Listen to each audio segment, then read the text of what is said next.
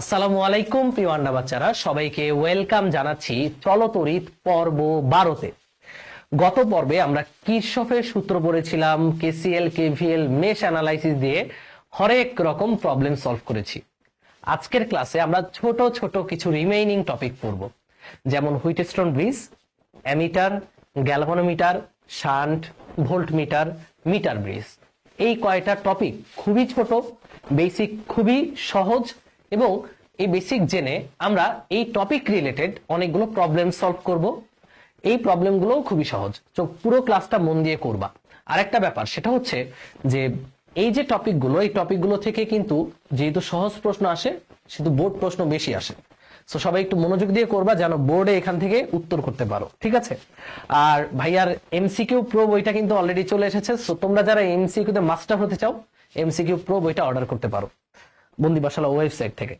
ওকে, আর কথা না বাড়াই, শুরু করি আজকের ক্লাসটি। আজকের ক্লাসে শুরুতেই আছে হুইটস্টোন ব্রিজ। হুইটস্টোন ব্রিজ কি আসলে? এটা খায় না মাথায় দেয়? আমার পিছনে সেটা চিত্র দেখতে পাচ্ছ। ছোটবেলায় আমরা 90s কিড, তো আমরা ঘুড়ি বানাতাম, বুঝছো? ঝাড়ুর কাঠি দিয়ে এরকম চার কোণা করে ঘুড়ি বানাতাম। এটা সেই ঘুড়ির মতো দেখতে, এটা দেখে সেই পুরানো স্মৃতিচারণ করতে মন চাইলো। সো তোমরা ঘুড়ি বানাইছো কিনা কমেন্টে জানাও। তোমরা তো বাচ্চা পোলাপান, এখনকার কিড, জেনজি, তোমরা নিশ্চয়ই ঘুড়ি কিনছো, বানাও নাই। এই হচ্ছে ঘুড়ি, ঘুড়ির মতো দেখতে একটা সার্কিট, এটাকে আমরা বলতেছি হুইটস্টোন ব্রিজ। মাঝখানে আছে গ্যালভানোমিটার। তোমরা জানো গ্যালভানোমিটারের কাজ কি? গ্যালভানোমিটারের কাজ হচ্ছে বিদ্যুতের অস্তিত্ব নির্ণয় করা। গ্যালভানোমিটারে একটা কাঁটা থাকে, এরকম সোজা থাকে। যখনই কোনো গ্যালভানোমিটার লাগানো লাইনে বিদ্যুৎ আসে, তখনই কাঁটাটা এভাবে বিক্ষেপ দেয়।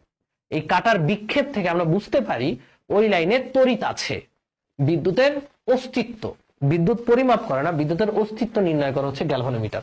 কাঁটার বিক্ষেপ দিলে বুঝবো কি ওখানে কি আছে, তড়িৎ আছে। আর কাঁটা যদি বিক্ষেপ না দেয়, তাহলে বুঝবো ওই লাইনে কোনো তড়িৎ নাই বা তড়িৎ প্রবাহ নাই। এটা গ্যালভানোমিটারের কাজ। এখানে একটা গ্যালভানোমিটার লাগানো, এখানে একটা তড়িৎ কোষ লাগানো, কোষ মানে এটা প্লাস এটা মাইনাস, এখানে একটা চাবি লাগানো। এই যে সার্কিট, এটাকে বলা হচ্ছে Wheatstone bridge. P Q R S হচ্ছে চারটা রোধ, একটা দুইটা তিনটা চারটা রোধ। আর গ্যালভানোমিটারের রোধ এখানে জি, এই যে ভেতরে যে জি, এটাকে আমরা বলবো গ্যালভানোমিটার রোধ জি। সো হুইটস্টোন ব্রিজ আসলে কাকে বলে? আমি যদি ইনফরমালি সংজ্ঞাটা বলি, যে চারটা রোধ, একটা দুইটা তিনটা চারটা, চারটা রোধ পর পর শ্রেণীতে যুক্ত করলাম, করার পর এই তারটাকে বাকিয়ে একটা বদ্ধ লুপ তৈরি করব। কি তৈরি করব? একটা বদ্ধ লুপ। সাপোজ এই যেরকম একটা বাকিয়ে আমি একটা বদ্ধ লুপ তৈরি করলাম। বদ্ধ লুপ তৈরি করলে এই লুপে চারটি নোড পাবো বা সংযোগ স্থল পাবো, তাই না? এখানে দেখাই যাচ্ছে এই যে চারটা সংযোগ স্থল, খেয়াল করে দেখো, একটা দুইটা তিনটা চারটা সংযোগ স্থল আমরা পাচ্ছি। এই সংযোগস্থল চারটার মধ্যে দুইটা বিপরীত সংযোগস্থলে আমরা যদি একটা গ্যালভানোমিটার যুক্ত করি, এই যে এটা আর এটা দুইটা বিপরীত সংযোগস্থল, এখানে যদি আমরা একটা গ্যালভানোমিটার যুক্ত করি, আর অপর যে দুইটা বিপরীত সংযোগস্থল, সেখানে যদি আমরা একটা তড়িৎ চালক শক্তির উৎস যুক্ত করি, তাহলে আমরা যেই সার্কিটটা পাবো ওইটার নামই হচ্ছে হুইটস্টোন ব্রিজ। সংজ্ঞাটা মুখস্থ হয়ে যাওয়ার কথা। তো সংজ্ঞাটা আবারও বলি, চারটা রোধ পরপর যুক্ত করে আমরা যদি একটা বদ্ধ লুপ তৈরি করি, তাহলে চারটা কোণা পাবো। এই চার কোণার বা চারটা সংযোগস্থল পাবো। এই চারটা সংযোগস্থলের দুইটা বিপরীত সংযোগস্থলে একটা গ্যালভানোমিটার, আর বাকি দুইটা বিপরীত সংযোগস্থলে একটা তড়িৎ কোষ যুক্ত করলে যেই সার্কিটটি পাওয়া যায় তাকে আমরা বলবো হুইটস্টোন ব্রিজ। এখানে এই সংজ্ঞাটা আছে, দেখতে পারো। খুব সুন্দর সংজ্ঞা। এই হুইটস্টোন ব্রিজ দিয়ে কি করব? হুইটস্টোন ব্রিজ দিয়ে আমরা অজানা রোধের মান নির্ণয় করতে পারি, ঠিক আছে? সেটা কিভাবে করে মেকানিজম সবই দেখাবো। তো চলো, মেকানিজম দেখার আগে হুইটস্টোন ব্রিজ নীতিটা কি সেটা বুঝি। দেখো, হুইটস্টোন ব্রিজ কি সেটা চিনলাম। তোমরা আমাকে বলো তো, এখানে কয়টা নোড আছে? একটা দুইটা তিনটা চারটা নোড আছে বা সংযোগস্থল আছে। এটার নাম দিলাম আমি এ, এটার নাম দিলাম ডি, এটা বি, এটা C. Okay, A B D C. ওকে, চারটা নোড বা সংযোগস্থল। সেখানে কি হবে? এখান থেকে তড়িৎ প্রবাহ বের হবে, রাইট? আমাদের এইখান থেকে, এই যে এখান থেকে তড়িৎ প্রবাহ বের হবে। তড়িতের মান দিলাম আমি আই। তড়িৎটা আসবে এখানে, এই যে এই পয়েন্টে এসে দুইটা রাস্তা পাবে। সেটা যেহেতু একটা নোড, দুইটা রাস্তায় ভাগ হয়ে যাবে। এটা মনে করো I1, আর এই পথে চলে গেল I2। এখন এই I1 কারেন্ট এখানে এসে আবার দুইটা রাস্তা পাবে, একটা হচ্ছে কিউ এর রাস্তা, একটা হচ্ছে জি এর রাস্তা। তো এই I1 কারেন্ট আবার দুই ভাগে ভাগ হবে। এখানে মনে করো আইজি মানে গ্যালভানোমিটার কারেন্ট, অর্থাৎ গ্যালভানোমিটারের মধ্যে দিয়ে যেই তড়িৎ প্রবাহটা হয়, আর কিউ এর মধ্যে দিয়ে মনে করা গেল I3। এখন এই যে আইজিটা এই পথে এসে এখানে আসবে, I2টা এই পথে এসে এখানে আসবে। তাহলে এখানে এসে আইজি এবং I2 মিলিত হয়ে এই পথে I4 চলে যাবে। এই I4 আর I3 এখানে এসে মিলিত হয়ে আবারও I হয়ে চাবি কে এর মধ্যে দিয়ে নেগেটিভ প্রান্তে প্রবেশ করবে। তাহলে এটা হচ্ছে মানে অ্যাজ ইউজুয়াল সার্কিটে চারটা এরকম যদি একটা দুইটা তিনটা চারটা এবং গ্যালভানোমিটারের রোধ সহ 5টা রোধ যুক্ত থাকে তাহলে এইভাবেই ভাগ হওয়ার কথা। হুইটস্টোন ব্রিজ নীতিটা আসলে কি? দেখো, হুইটস্টোন ব্রিজ নীতি হচ্ছে যে আমরা গ্যালভানোমিটারের মধ্যে দিয়ে প্রবাহ কত দেখতে পাচ্ছি? আইজি। তাহলে এই প্রবাহ যদি গ্যালভানোমিটার দিয়ে যায় তাহলে গ্যালভানোমিটারের কাঁটা কি বিক্ষেপ দিবে? কারণ আমরা আগেই বলেছি বিদ্যুতের অস্তিত্ব পেলেই গ্যালভানোমিটারের কাঁটা নড়াচড়া করে। বাট আমি এমন একটা সিস্টেম করলাম যে এইখানে যে এই বাহুতে রোধ কত কত পি আর কিউ, এই বাহুতে রোধ হচ্ছে আর এবং এস। আমি এইখানে রোধগুলো এমন ভাবেই সংযোগ করলাম যে সি বিন্দু আর বি বিন্দু এর মাঝে যে বিভব পার্থক্য VC minus VB is equal two 0 হয়। কি করেছি আবারও বুঝো, আমি রোধগুলোর মান এমন ভাবেই সেট করলাম যেন সি বিন্দু আর বি বিন্দুর মাঝে বিভব পার্থক্যটা শূন্য হয়। বিভব পার্থক্য শূন্য হলে গ্যালভানোমিটার দিয়ে কোনো কারেন্ট আসবে? আমরা জানি বিভব পার্থক্য শূন্য হলে কারেন্ট যাবে না, কারেন্ট শুধুমাত্র উচ্চ বিভব থেকে নিম্ন বিভবে যায়। যেহেতু সি আর বি এর বিভব পার্থক্য শূন্য, অর্থাৎ সি বিন্দুর বিভব আর বি বিন্দুর বিভব সেম, তাহলে এই গ্যালভানোমিটার দিয়ে কোনো তড়িৎ প্রবাহিত হবে না। সেক্ষেত্রে আমার এই I1টা সুন্দর করে এখানে এসে ভাগ না হয়ে এখানে চলে যাবে, I2টা সুন্দর করে এখানে এসে অন্য কারোর সাথে মিলিত না হয়ে I2 হয়ে এখানে চলে যাবে। তাহলে সেক্ষেত্রে গ্যালভানোমিটারের প্রবাহ শূন্য। আর গ্যালভানোমিটারের প্রবাহ শূন্য হলে এই হুইটস্টোন ব্রিজকে বলা হয় সাম্যাবস্থায় আছে। কি অবস্থায় আছে? সাম্যাবস্থায় আছে। একটু লিখে নাও, যখন যখন গ্যালভানোমিটার কারেন্ট মানে আইজি ইজ ইকুয়াল টু 0, তখন ব্রিজটি ব্যালেন্সড। তখন আমাদের যে ব্রিজ হুইটস্টোন ব্রিজ, এই ব্রিজটি কি অবস্থায় থাকে? ব্যালেন্সড। এক্ষেত্রে আমাদের গ্যালভানোমিটারের কাঁটা কি বিক্ষেপ দেয়? উত্তর হচ্ছে না। তাহলে এই অবস্থাকে বলা হয় নিস্পন্দ অবস্থা। কি অবস্থা? নিস্পন্দ অবস্থা। ঠিক আছে। আর যখন আমাদের সি আর বি এর বিভব পার্থক্য থাকবে, তার মানে গ্যালভানোমিটার কারেন্ট থাকবে, তখন গ্যালভানোমিটারের কাঁটা বিক্ষেপ দিবে। ওই অবস্থাকে আমরা বলবো ইমব্যালেন্সড বা অসম অবস্থা। কি বলবো ভাইয়া? অসম অবস্থা। তাহলে যখন আইজি অর্থাৎ galvanometer current is not equal 0, তখন এটাকে বলা হবে অসম অবস্থা। তো অসম অবস্থায় দিয়ে আমি অজানা রোধ বের করতে পারবো না, আমি সাম্যাবস্থা দিয়েই অজানা অবস্থা বের করব। তো এখন আমি দেখতে চাই সাম্যাবস্থা কখন যাবে। একটা ব্রিজ মানে হুইটস্টোন ব্রিজ কখন সাম্যাবস্থায় যাবে? সাম্যাবস্থা যাওয়ার মানে কি? মানে হলো গ্যালভানোমিটার দিয়ে কোনো কারেন্ট যাবে না। সবাই আমার সাথে লিপসিং করো যে হুইটস্টোন ব্রিজ সাম্যাবস্থায় মানে হলো গ্যালভানোমিটার প্রবাহ শূন্য। এই সাম্যাবস্থায় যাওয়ার কন্ডিশনটা কি সেটা আমরা বের করব। এই সাম্যাবস্থায় যাওয়ার কন্ডিশনটা কি, মানে কখন গ্যালভানোমিটার প্রবাহ শূন্য, এটাই হচ্ছে আমাদের জ্ঞাতব্য বিষয়। কখন গ্যালভানোমিটার প্রবাহ শূন্য, এটাই আমাদের জানার বিষয়। চলো স্টার্ট। তো চলো এটা স্টার্ট করার জন্য আমরা আবারও এই ব্রিজটা এঁকে নিয়েছি এবং এটা আমরা জানবো কিরশফের সূত্রের মাধ্যমে ব্রিজের ব্যালেন্সড কন্ডিশনটা প্রমাণ করব, কখন ব্রিজটা ব্যালেন্স থাকে। তো দেখো এখান থেকে আই পরিমাণ কারেন্ট বের হলো, দুইটা ভাগে ভাগ হলো, I1 আর I2। ঠিক আছে, এখানে এসে আইজি মানে এই I1টা ভাগ হবে আইজি আর I3 তে, আর আইজি এবং I2 মিলিত হয়ে এই লাইনে চলে যাবে I4, এবং I4 মিলিত হয়ে এখানে I আবার চলে আসবে, তাই না? এটা হচ্ছে ইমব্যালেন্সড অবস্থা, কারণ আইজি আছে। তো এখানে আমরা কির্চফের সূত্র অ্যাপ্লাই করি। খেয়াল করো, এখানে লুপের নাম দিই, কি যেন নাম দিচ্ছিলাম, এ বি সি ডি। তো এখানে দুইটা লুপ আমরা দেখতে পাচ্ছি, একটা হচ্ছে এ সি বি এ, এটা একটা লুপ, আর সি ডি বি সি এটা একটা লুপ। দুইটা লুপ আমরা দেখতে পাচ্ছি। আমরা ইজিলি চারটা নোড দেখতে পাচ্ছি। দেখো এখানে একটা নোড আছে, এই নোডে i1 আসতেছে, ig যাচ্ছে, i3 যাচ্ছে। এটাও একটা নোড যেখানে i2 আসতেছে, ig আসতেছে, i4 যাচ্ছে। তাহলে আমরা প্রথমত সি আর বি যে দুইটা নোড দেখতে পাচ্ছি, এই দুইটা নোডে কির্চফের প্রথম সূত্রটা অ্যাপ্লাই করি। দেখো সি এবং ডি বিন্দুতে, আগে বুঝো আমরা আসলে কি বের করতে চাচ্ছি। আমরা বের করতে চাচ্ছি ব্রিজের ব্যালেন্সড অবস্থার কন্ডিশন বা শর্ত, অর্থাৎ কখন ব্রিজটা ব্যালেন্স থাকবে। ব্যালেন্স থাকা মানে কি, গ্যালভানোমিটারের মধ্যে দিয়ে তড়িৎ প্রবাহের মান শূন্য হবে। ওকে, এটা আমরা বের করতে চাচ্ছি।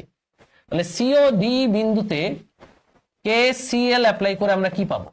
দেখো সি বিন্দুতে কে কে আসতেছে, i1 আসতেছে, যাচ্ছে কে কে, যাচ্ছে হচ্ছে i3 এবং ig, সমীকরণ নাম্বার দাও 1। ডি বিন্দুতে কে কে আসতেছে, ig আসতেছে, i2 আসতেছে, যাচ্ছে কে i4। তাহলে যাচ্ছে i4, আসতেছে হচ্ছে i2 প্লাস ig, তাই না? i2 এবং ig যোগ হয়ে i4 যাচ্ছে, আর i1 এসে ig আর i3 তে ভাগ হচ্ছে। সমীকরণ নাম্বার দাও হচ্ছে 2। আমরা নোড অ্যানালাইসিস করে ফেললাম, এবার লুপ অ্যানালাইসিস করব, অর্থাৎ কেভিএল অ্যাপ্লাই করব। দেখো ভাইয়া, এ সি বি এ এটা একটা বদ্ধ বর্তনী, এখানে এই যে এ সি বি এ এটা একটা বদ্ধ বর্তনী, আবার সি ডি বি সি এটা একটা বদ্ধ বর্তনী। এই দুইটা বদ্ধ বর্তনীতে আমরা কেভিএল অ্যাপ্লাই করব। কি অ্যাপ্লাই করব? কেভিএল। তাহলে A C B A, A C B A loop, এটা তো একটা লুপ। এই লুপে আমরা কেভিএল অ্যাপ্লাই করে কি পাই? এ থেকে সিতে যাব, কারেন্ট কত i1, রোধ কত পি। আমি যেদিকে যাচ্ছি কারেন্ট সেদিকে যাচ্ছে, তাহলে প্লাসের i1 পি, তাই না? এ থেকে সি। সি থেকে বিতে যাব, আমি যেদিকে যাচ্ছি কারেন্টও সেদিকে যাচ্ছে, তাহলে প্লাসের কারেন্ট হচ্ছে আইজি, গ্যালভানোমিটার কারেন্ট, আর রোধ হচ্ছে জি, গ্যালভানোমিটারের রোধ। এবার বি থেকে এতে যাব, বি থেকে এতে যাওয়ার পথে আমি যেদিকে যাচ্ছি কারেন্ট তার উল্টা দিকে, তাহলে মাইনাস i2 ইন্টু আর। আমাদের এ পর্যন্ত loop complete is equal two 0। সমীকরণ নাম্বার আমি দিলাম 3। আবার বাকি লুপ হচ্ছে সি ডি বি সি। সবাই আমি বলার সাথে সাথে লুপটার দিকে তাকাবা। সি ডি বি সি, এই লুপে আমরা কেভিএল অ্যাপ্লাই করব। কেভিএল অ্যাপ্লাই করব। এই লুপে কি পাচ্ছি? সি থেকে ডিতে যাওয়ার পথে আমি যেদিকে যাচ্ছি কারেন্ট সেদিকে, তাহলে i3 কারেন্ট আর রোধ হচ্ছে কিউ। এরপরে ডি থেকে বিতে যাওয়ার পথে আমি যেদিকে কারেন্ট তার উল্টা দিকে, তাহলে মাইনাস i4, রোধ হচ্ছে এস। বি থেকে সিতে যাওয়ার পথে আমি যেদিকে কারেন্ট তার উল্টা দিকে, তাহলে মাইনাস আইজি, রোধ হচ্ছে ক্যাপিটাল জি। টোটাল সি পর্যন্ত এসেছি, লুপ কমপ্লিট, সমান সমান 0। সমীকরণ দিলাম আমি 4।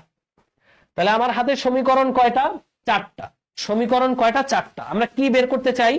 আমরা বের করতে চাই ব্যালেন্সড অবস্থার কন্ডিশন, মানে কখন ব্রিজটা ব্যালেন্সড। আচ্ছা ভাই, ব্রিজ ব্যালেন্স হওয়া মানে কি? ব্রিজ ব্যালেন্স হওয়া মানে কি? দেখি আমার সাথে সাথে উত্তর দাও, মিলাও। ব্রিজ ব্যালেন্স হওয়া মানে গ্যালভানোমিটারের মধ্যে দিয়ে তড়িৎ প্রবাহের মান 0। তাহলে লিখো ব্যালেন্স কখন, মানে কখন ব্রিজটা ব্যালেন্সড। ব্রিজটা ব্যালেন্সড মানে সাম্যাবস্থায় কখন? যখন আইজি অর্থাৎ গ্যালভানোমিটার কারেন্ট এর মান হবে 0। গ্যালভানোমিটার কারেন্টের মান 0 তখনই যখন সি আর বি এর বিভব সেম, অর্থাৎ বিভব পার্থক্য 0। তখন ব্রিজটি ব্যালেন্সড। এই ব্রিজটি কি অবস্থায় থাকবে? ব্যালেন্সড বা সাম্যাবস্থায় থাকবে। হ্যাঁ, তাহলে আমরা তো সাম্যাবস্থায় থাকার কন্ডিশনে বের করতে চাই। তাহলে এখানে আইজি 0 হলে, 1 নং সমীকরণে আইজি 0 হলে i1 সমান i3। তাহলে 1 নং সমীকরণ থেকে আমরা পাই আইজি 0 হলে i1 এর মান i3 এর সমান হবে, আবার i2 এর মান i4 এর সমান হবে, যেহেতু আইজি 0। এবং 2 নং থেকে পাই, 2 নং সমীকরণ থেকে পাই i2 এর মান i4 এর সমান হবে, তাই না? যেহেতু আইজিটা 0।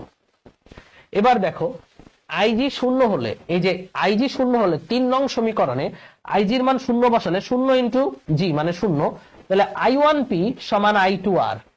এই যে 3 নং থেকে কি পাবো, 3 নং থেকে পাবো I1P সমান I2R, এবং 4 নং সমীকরণ থেকে কি পাবো বলো, আইজি শূন্য হলে, আইজি শূন্য হলে, এই যে আইজি শূন্য, তাহলে I3Q সমান I4S, I3Q সমান I4S।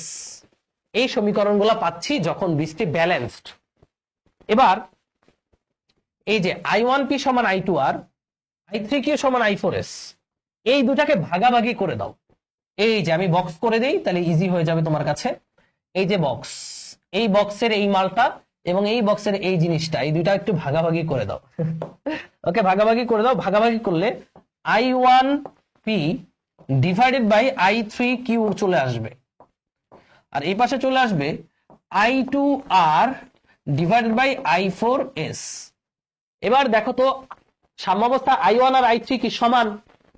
I1 আর I3 সমান হলে এই দুইটা কাটাকাটি কুটুস কুটুস, আবার সাম্যাবস্থায় I2 আর I4 সমান, এই দুইটা কুটুস কুটুস।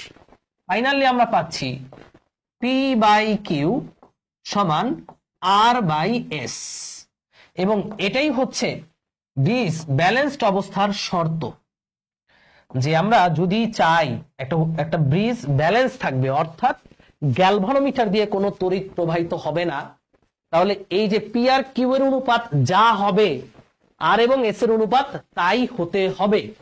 এটাই হচ্ছে হুইটস্টোন ব্রিজ নীতি। এটাকেই বলে হুইটস্টোন ব্রিজ নীতি, যেটা আমরা কেসিএল কারশফের সূত্রের মাধ্যমে প্রমাণ করলাম। একদম সহজ। এটা 4 নম্বরের জন্য এইচএসসি এক্সামে আসবে, যে কারশফের সূত্রের মাধ্যমে হুইটস্টোন ব্রিজ নীতি প্রতিষ্ঠা করো। তুমি এভাবে লিখবা, এই যে 4টা নোড, সি আর ডি নোডের জন্য এটা, আবার 2টা লুপের জন্য 2টা সমীকরণ। এবার বলবা সাম্যাবস্থায় গ্যালভানোমিটার কারেন্ট হতে হবে 0। গ্যালভানোমিটার কারেন্ট 0 বসায় 4টা ইকুয়েশন বের হবে, এই দুইটারে ভাগাভাগি করলে I1 I3 সমান কাটাকাটি, I2 I4 সমান কাটাকাটি, তাহলে P বাই কিউ সমান R বাই S। তাহলে P বাই কিউ এবং R বাই S এর অনুপাত, এই অনুপাতটা যদি সমান সমান হয়, তাহলে গ্যালভানোমিটার দিয়ে কোনো তড়িৎ প্রবাহিত হবে না, এবং এটাকেই বলে হুইটস্টোন ব্রিজ নীতি বা ব্যালেন্সড অবস্থা। জিনিসটা যদি একটা এক্সাম্পলের মাধ্যমে দেখাই, দেখো একটা এক্সাম্পল। ফর এক্সাম্পল, এটা কোন একটা কলেজে আসছিল, এটা 2 ওহম, আর এটা হচ্ছে 4 ওহম, এটা 5 ওহম,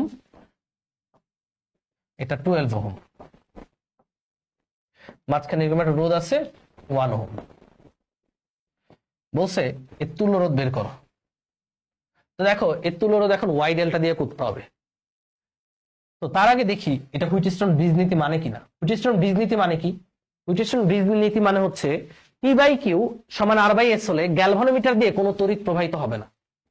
তাহলে দেখো তো এই জিনিসটাকে আমি এভাবে লিখতে পারি না, এটা পি, এটা কিউ, এটা আর, এটা এস। দেখো তো পি বাই কিউ কত? 2/4 মানে কত? 2/4 মানে 1/2। আর বাই এস মানে কত? 5/12। তাহলে 5/12 মানে কিন্তু 1/2 না। তার মানে পি বাই কিউ এবং আর বাই এস এর অনুপাত সমান না। তার মানে এর মধ্যে দিয়ে কি কারেন্ট যাবে? তার মানে মাঝখানে যে রোডটা আছে, এই যে গ্যালভানোমিটারের জায়গায় যে রোডটা আছে, এখান থেকে কারেন্ট যাবে। তার মানে এটা হুইটস্টোন ব্রিজ নীতি ফলো করে না। বাট দেখো জিনিসটা কত সহজ হইতো যদি এরকম হইতো। এটা যদি 10 ওহম দিত, তাহলে কিন্তু আমার আর ওয়াই ডেল্টাতে যাওয়ার দরকারই নেই। কেন? দেখো ভাই, এটা কি 2/4 মানে কত? হাফ। 5/10 মানে কত? হাফ। তাহলে পি বাই কিউ সমান আর বাই এস, এই অনুপাতটা এটা মেনে চলতেছে। তার মানে মাঝখানে যে রোধটা আছে, সেই রোধের মধ্যে দিয়ে কোনো কারেন্ট যাবে না, তাহলে এই রোধটা হিসেবেই আসবে না। তাহলে দেখো 2 আর 4 শ্রেণীতে, তাহলে 4 আর 2 কত? 6, 10 আর 5 কত? 15, 15 আর 6 সমান্তরাল করলেই এটার তুল্যরোধ চলে আসবে। কথা কি বুঝাইতে পারছি? তাহলে 4টা রোধ যদি এমন ভাবে থাকে যে একটা লাইনে 2টা, বাকি লাইনে 2টা, এবার এদের অনুপাত এবং নিচের 2টার অনুপাত সমান, তাহলে মাঝখানে যে 5 নাম্বার রোডটা আছে এর মধ্যে দিয়ে কোনো কারেন্ট যাবে না। এটাই হচ্ছে হুইটস্টোন ব্রিজ নীতি। এখন এই নীতি দিয়ে আমি অজানা রোধ কেমনে বের করতে পারবো? দেখো ভাইয়া, অজানা রোধ আমি বের করে দেখাই। ধরো এই পি এর মান, আমি এখানে একটা রোধ লাগালাম, এটা 5 ওহম। কিউ এর মান ধরো 10 ওহম। হ্যাঁ, এটার মান ধরো হচ্ছে 2 ওহম। আমি তোমার হাতে আরেকটা রোধ এনে দিলাম, এই রোধের মান তুমি জানো না, এই এস মানটা তুমি জানো না, এস এর মানটা তুমি জানো না। এবার এই এস এর মানটা তুমি বের করবা। এরকম একটা সেট আপ করে একটা গ্যালভানোমিটার লাগিয়ে এখানে এস রোডটা লাগাবা, এই এস রোডটা এখানে লাগাবা। লাগানোর পর তুমি যদি দেখো গ্যালভানোমিটারের বিক্ষেপ শূন্য, গ্যালভানোমিটারের কাটা নড়াচড়া করছে না। তার মানে কি? তার মানে পি বাই কিউ সমান আর বাই এস, তাই না? পি বাই কিউ সমান আর বাই এস। তো সেখানে আমরা লিখতে পারবো পি বাই কিউ সমান আর বাই এস। যেহেতু গ্যালভানোমিটারের কাটা নড়তেছে না, তাহলে এস এর মান ইজিলি এখান থেকে বের হয়ে আসবে। সেটা আসবে কত? আসবে আর ইন্টু কিউ বাই পি। তাহলে আর এর মান কত? আর এর মান হচ্ছে 2, কিউ এর মান 10, পি হচ্ছে 5। তাহলে 5 দুগুণে 10, 2 দুগুণে 4 ওহম। তাহলে এস এর মান আসতেছে 4 ওহম। সিম্পল। মজা না জিনিসটা? মজা। এভাবে আমরা অজানা রোধটা বের করতে পারবো, কিন্তু এটা দিয়ে তুমি সকল অজানা রোধ বের করতে পারবা না ভাইয়া। দেখো এখানে 4 ওহম ছাড়া অন্য যে কোনো রোধ বসাইলে কিন্তু গ্যালভানোমিটারের কাঁটাটা বিক্ষেপ দিত। তার মানে 4 ওহম ছাড়া, মানে এই দুইটার অনুপাত আর এই দুইটার অনুপাত সমান হলেই তো আইজি শূন্য। তাহলে এখানে 4 ওহম ছাড়া অন্য কোনো ওহম বসালে তুমি কি সেটার গ্যালভানোমিটারের কাঁটা কি বিক্ষেপ দিবে না? দিবে। তো সেক্ষেত্রে আমরা পি বাই কিউ সমান আর বাই এস অ্যাপ্লাই করতে পারবো না। তাই এক্ষেত্রে একটা আমাদের বড় সীমাবদ্ধতা হচ্ছে হুইটস্টোন ব্রিজ দিয়ে জাস্ট একটা মানের ওহমই বের করা যাবে, একটা মানের রোধই বের করা যাবে অজানা।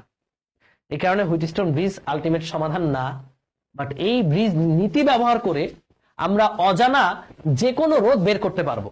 ওইটা হচ্ছে মিটার ব্রিজ। বাট মিটার ব্রিজের যেই নীতি সেটা কোত্থেকে আসছে? হুইটস্টোন ব্রিজ নীতি থেকেই আসছে। তো এই কারণে হুইটস্টোন ব্রিজ বেসিক আমরা আগে জানতে হয়। সরেয় সরায়া কখ না জানলে তুমি একটা কবিতা লিখতে পারবা না। আমরা কবিতা লেখার প্রস্তুতি নিব, এর আগে সরেয় সরায়া জানতে হবে। তো অল সামারি হচ্ছে এটাই যে হুইটস্টোন ব্রিজ নীতিটা হলো, ব্যালেন্সড অবস্থার নীতি হলো, যদি প্রথম বাহুতে রোধের অনুপাত এবং দ্বিতীয় বাহু এই যে বাহুতে রোধের অনুপাত সমান হয়, তাহলে ব্রিজটা ব্যালেন্স থাকে। সেক্ষেত্রে গ্যালভানোমিটার দিয়ে কোনো তড়িৎ প্রবাহিত হয় না। সেক্ষেত্রে এই সি বিন্দু আর বি বিন্দুর বিভব পার্থক্য শূন্য হয়, বিভব পার্থক্য শূন্য হয়। এই কারণেই তড়িৎ প্রবাহিত হয় না। এই হচ্ছে ব্যালেন্সড অবস্থা, এবং এই ব্যালেন্সড অবস্থার প্রমাণ হচ্ছে এই 4 লাইন আর 2 লাইন 6 লাইন। এটা পরীক্ষায় আসবে। এটা আমরা কির্শফের সূত্রের মাধ্যমে প্রমাণ করে ফেললাম। এই যে কির্শফের সূত্রের সাহায্যে হুইটস্টোন ব্রিজ নীতি প্রতিষ্ঠা আমরা করে ফেলেছি। এবার আমরা কিছু প্রবলেম সলভ করব হুইটস্টোন ব্রিজ রিলেটেড। এগুলো বিভিন্ন বোর্ডে আসা প্রবলেম, অ্যাডমিশনও এই টাইপের প্রবলেমের বাইরে আসে না ব্রিজ থেকে। তো দেখি পারি কিনা। একটা হুইটস্টোন ব্রিজের 4 বাহুর রোধ যথাক্রমে যদি বলে তাহলে বুঝে নেবা পি কিউ আর এস। হ্যাঁ, তাহলে এগুলো দেওয়া আছে। 4 বাহু রোধ P Q R S. P হচ্ছে 8 ওহম, কিউ হচ্ছে কত? 12 ওহম, আর হচ্ছে 15 ওহম, এবং এস হচ্ছে 20 ওহম। ওকে, 4টা বাহু রোধই দিয়ে দিয়েছে। দেখো এর পরের প্রশ্নটা কি? চতুর্থ বাহুর সাথে কত রোধ যুক্ত করলে ব্রিজটি সাম্যাবস্থায় আসবে? তার মানে ব্রিজটা কি সাম্যাবস্থায় আছে? এই যে রোধগুলো, এই রোধগুলো নিয়ে কি সাম্যাবস্থায় আছে? নাই। তাহলে কোন বাহুতে ডিস্টার্ব আছে ভাইয়া? ডিস্টার্ব আছে হচ্ছে চতুর্থ বাহুতে। কারণ বলেই দিছে প্রশ্নে, চতুর্থ বাহুতে কত মানের রোধ কিভাবে যুক্ত করলে ব্রিজটা সাম্যাবস্থায় আসবে। তার মানে ভেজাল কোথায়? চতুর্থ বাহুতে। এই কারণে এটা আমি এস না দিয়ে এস প্রাইম দিই, এস প্রাইম দিলাম। তাহলে ভাইয়া এই তিনটা সঠিক আছে, সমস্যা নাই। চতুর্থ বাহুতে কত মানের রোধ যুক্ত করতে হবে, তাই তো? দেখো তাহলে আমরা জানি সাম্যাবস্থার শর্ত কি। সাম্যাবস্থার শর্ত হলো পি বাই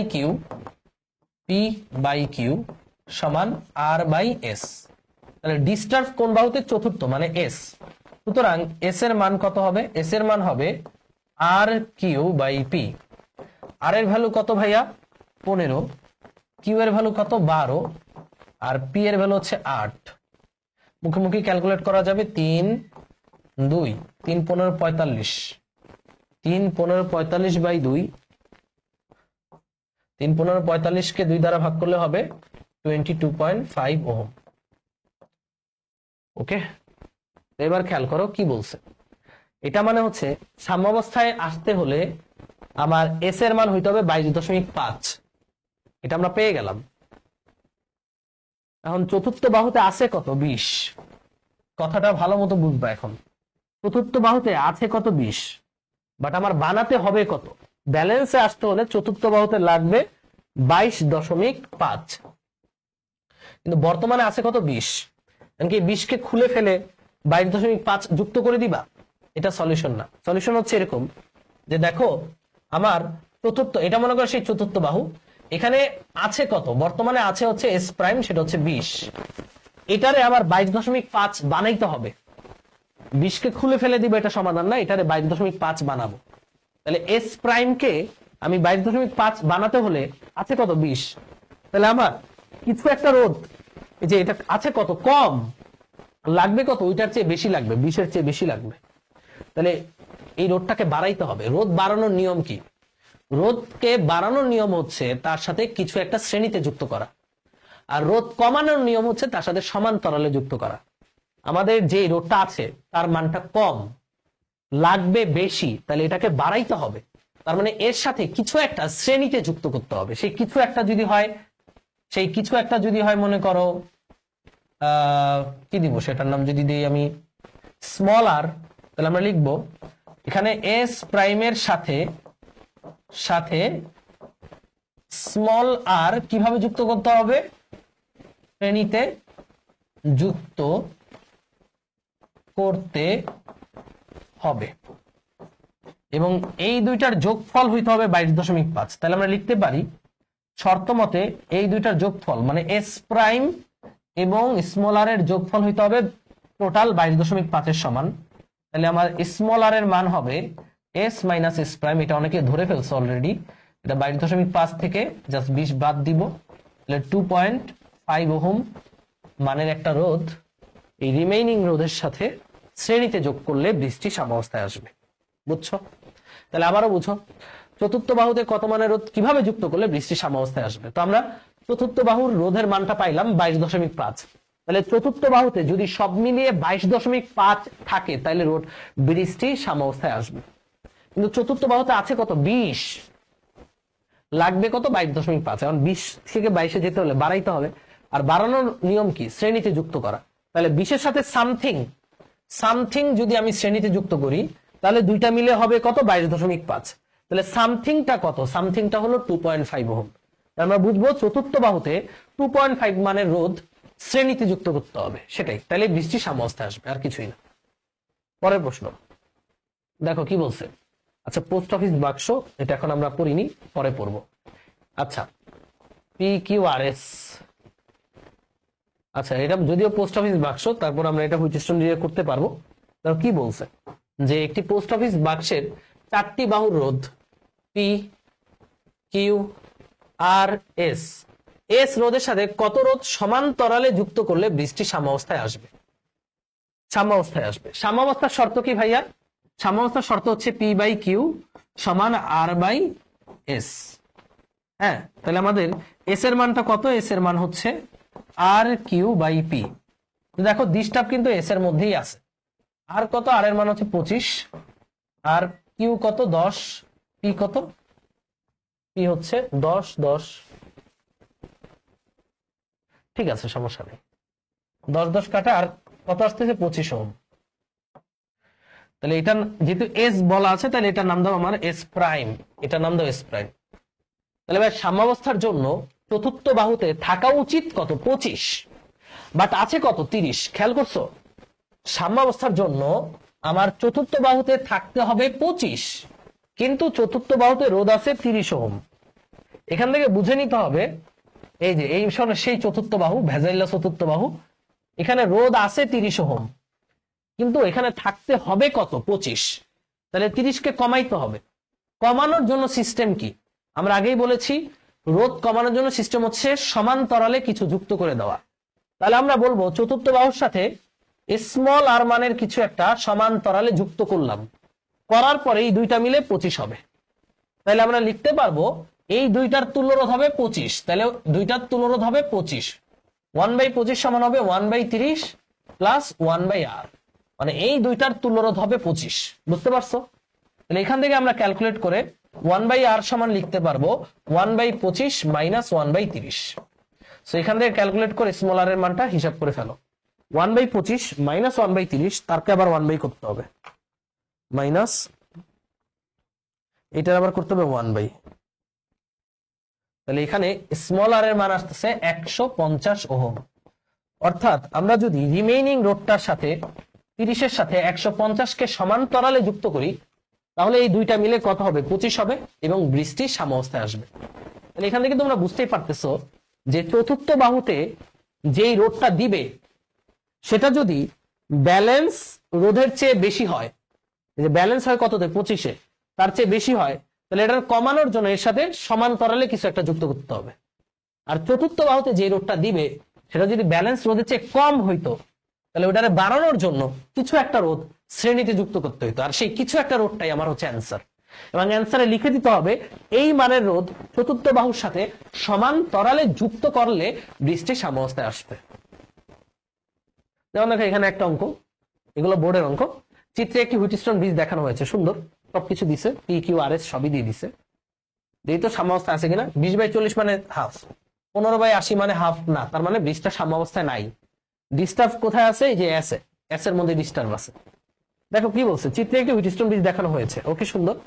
গ্যালভানোমিটারের চাবিকে সংযুক্ত করায়, তার মানে এই চাবিটা আমরা সংযোগ করে দিব, তার মানে তড়িৎ প্রবাহিত হবে। এই চাবিটাকে যদি আমরা যুক্ত করে দিই তাহলে কি তড়িৎ যাবে, তাই না? সংযুক্ত করার পর সিডি অংশে কত মানের রোধ কিভাবে যুক্ত করলে গ্যালভানোমিটারের কাটার বিক্ষেপ শূন্য হবে? কাটার বিক্ষেপ শূন্য মানে ব্যালেন্সড, বৃষ্টি সাম্যাবস্থায় আসবে। কি বলছে? সিডি অংশে, এই যে সিডি মানে চতুর্থ বাহু, এই যে এটা সিডি অংশে কত মানের রোধ কিভাবে যুক্ত করলে গ্যালভানোমিটারের বিক্ষেপ শূন্য অর্থাৎ বৃষ্টি সাম্যাবস্থায় আসবে?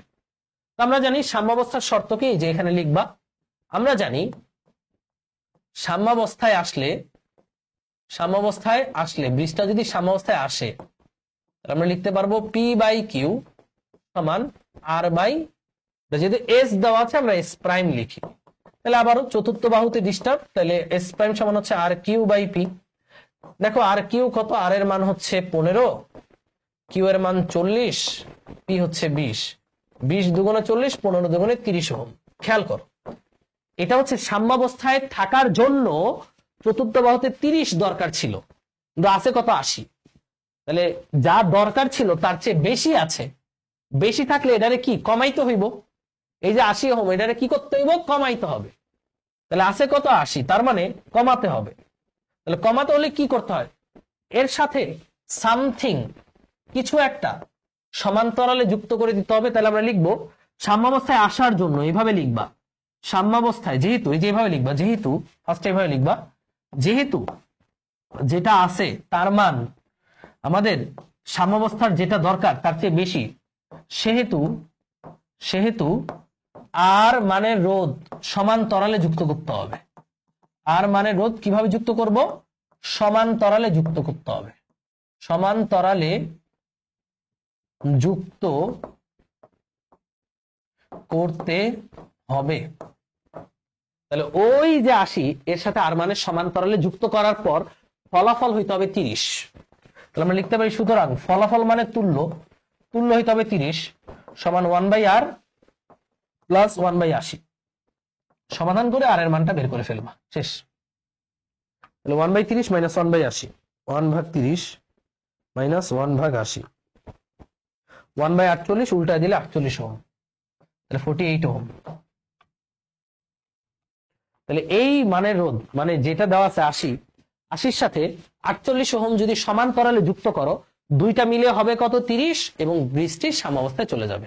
বোর্ডের অঙ্ক, পারবো না? অবশ্যই পারবো। নেক্সট কি বলছে? চাবি কে এর সংযোগ বিচ্ছিন্ন করে। সংযোগ বিচ্ছিন্ন করা মানে এই জিনিসটা নাই। দেখো সংযোগ বিচ্ছিন্ন মানে এখানে কোনো কারেন্ট যাবে না, তার মানে গ্যালভানোমিটারের হিসাব নিকাশ বাদ, এই লাইনটা নাই। সংযোগ বিচ্ছিন্ন মানে এই লাইনে কোনো কারেন্টই যাবে না, তাই না? কারেন্ট যাবে না। প্রথম প্রশ্নের সাথে দ্বিতীয় প্রশ্নে কিন্তু কোনো মিল নাই। দ্বিতীয় প্রশ্নে কিন্তু আমাকে সিডি অংশে কোনো কিছু চেঞ্জ করতে বলে নাই, সিডি যা আছে তাই থাকবে। তার মানে গ্যালভানোমিটার যদি রাখতাম তাহলে এর মধ্যে কারেন্ট যেত, বাট প্রশ্নেই বলে দিছে সংযোগ বিচ্ছিন্ন করো, করে দিছি আমরা, সংযোগ বিচ্ছিন্ন করে দিছি। করার পর কিরশফের সূত্রের সাহায্যে পি ও আর কোনটির মধ্যে দিয়ে অধিক প্রবাহ অতিক্রম করবে তা দেখাও। ভাইয়া একদম বাচ্চাদের অঙ্ক দিচ্ছে, অর্থাৎ কিরশফের সূত্রের সাহায্যে এই লাইনের কারেন্ট আর এই লাইনের কারেন্ট আমরা বের করবো, আর কিছুই না। এই দুইটা লাইনে আমরা কারেন্টের মান বের করব কিরশফের সূত্রের সাহায্যে। কি আমরা পারবো না ভাইয়া? অবশ্যই পারবো। দেখো কিরশফের সূত্রের সাহায্যে যেভাবেই হোক তুমি এই পি এর মধ্যে কারেন্ট এবং আর এর মধ্যে কারেন্টটা বের করবা। ভাই আর এর মধ্যে যেই কারেন্ট সেটা তো এস দিয়ে চলে যাবে, পি এর মধ্যে যে কারেন্ট সেটা তো কিউ দিয়ে চলে যাবে, যাবে না, যেহেতু কোনো লাইন নেই। কারেন্ট আসলো আই, এখানে এই যে এটা একটা নোড, এই আই আসলো এবং I1 এবং I2 তে ভাগ হয়ে গেল। এবার আমার এই I1 আর I2 বের করতে হবে। আবার এখানে সে I1 I2 মিলিত হয়ে আই হয়ে গেল, তাই না? তাহলে আমরা এ বিন্দু একটা নোড, এ যেহেতু নোড, এই নোডে আমরা KCL অ্যাপ্লাই করি, I সমান I1 প্লাস I2, তাই না? I আসলো, I1 আর I2 ভাগ হলো। আমার টার্গেট হচ্ছে কিরশফের সূত্র অ্যাপ্লাই করে এই I1 আর I2 এর মান বের করব, তাই না? এখন একটা সমীকরণ, I1 I2 কি অজানা রাশি, অজানা রাশির জন্য একটা সমীকরণ আমরা পেলাম। এখানে আবার আই হচ্ছে মোট কারেন্ট, তাহলে আমরা আগে মোট কারেন্ট বের করে নিই। মোট প্রবাহ, এই বর্তনীর মোট প্রবাহ আমরা এমনি বের করতে পারি, আই সমান মোট ভোল্টেজ বাই মোট রোধ। মোট ভোল্টেজ হচ্ছে ব্যাটারি ভোল্টেজ 12, আর মোট রোধ কত ভাইয়া? মাঝখানে তো গ্যালভানোমিটার নাই, তাহলে 20 আর 40 কত? 60। 15 আর 80 কত হয়? 15 আর 80 95। তাহলে উপরে 60 নিচে 95 সমান্তরালে আছে। তাহলে তুলরোধ কত? তুলরোধ হচ্ছে দুইটা রোধ সমান্তরালে থাকলে তুলরোধ হবে, এই যে তুলরোধটা আমরা চামে দিয়ে এখানে বের করি, তুলরোধ হলো উপরে গুণফল 60 ইন্টু 95 আর নিচে যোগফল 60 প্লাস 95, এটা হচ্ছে তুলরোধ দুইটা সমান্তরালে থাকলে। 60 ইন্টু 95 নিচে 60 প্লাস 95, তাহলে আমরা পাচ্ছি 36.77। এই যে আরপি, এটা হচ্ছে আরপি, এই আরপি এর মান হচ্ছে 36.774। আমরা তাহলে বর্তনীর মোট প্রবাহটা পাবো 0.0271 অ্যাম্পিয়ার। তাহলে এখানে আমরা আই এর মানটা কত বসাবো? সুতরাং I1 প্লাস, আচ্ছা এখানে আর ভেজাল না করি, জিনিসটা হিজিবিজি হয়ে যাবে। তাহলে এই যে এখানে আমরা আই এর মানটা হিসাব করব। দেখো আমরা মূলত I1 আর I2 বের করতে চাই কিরশফের সূত্র দিয়ে। তাহলে এখানে আমরা পাচ্ছি, সুতরাং ফাইনালি I1 প্লাস I2 এর একটা সমীকরণ পেলাম 0.0271। এ হচ্ছে একটা সমীকরণ, ঠিক আছে? এটা কি একটা সমীকরণ? অজানা রাশি কি? দুইটা এখন, I1 আর I2। তো I1 আর I2 অজানা রাশি, একটা সমীকরণ পেলাম, আমার আরেকটা সমীকরণ লাগবে, তাহলেই আমরা I1 I2 বের করতে পারবো। আরেকটা সমীকরণ আমরা KVL থেকে বের করব। দেখো এখানে একটা লুপ আছে, A B C D A, এটা একটা লুপ, তাই না? তাহলে আমরা A B C D A লুপে KVL অ্যাপ্লাই করে পাই। KVL আমরা অ্যাপ্লাই করব। এ থেকে বিতে যাচ্ছি, আমি যেদিকে যাচ্ছি কারেন্ট সেদিকে যাচ্ছে, তাহলে প্লাসের I1P।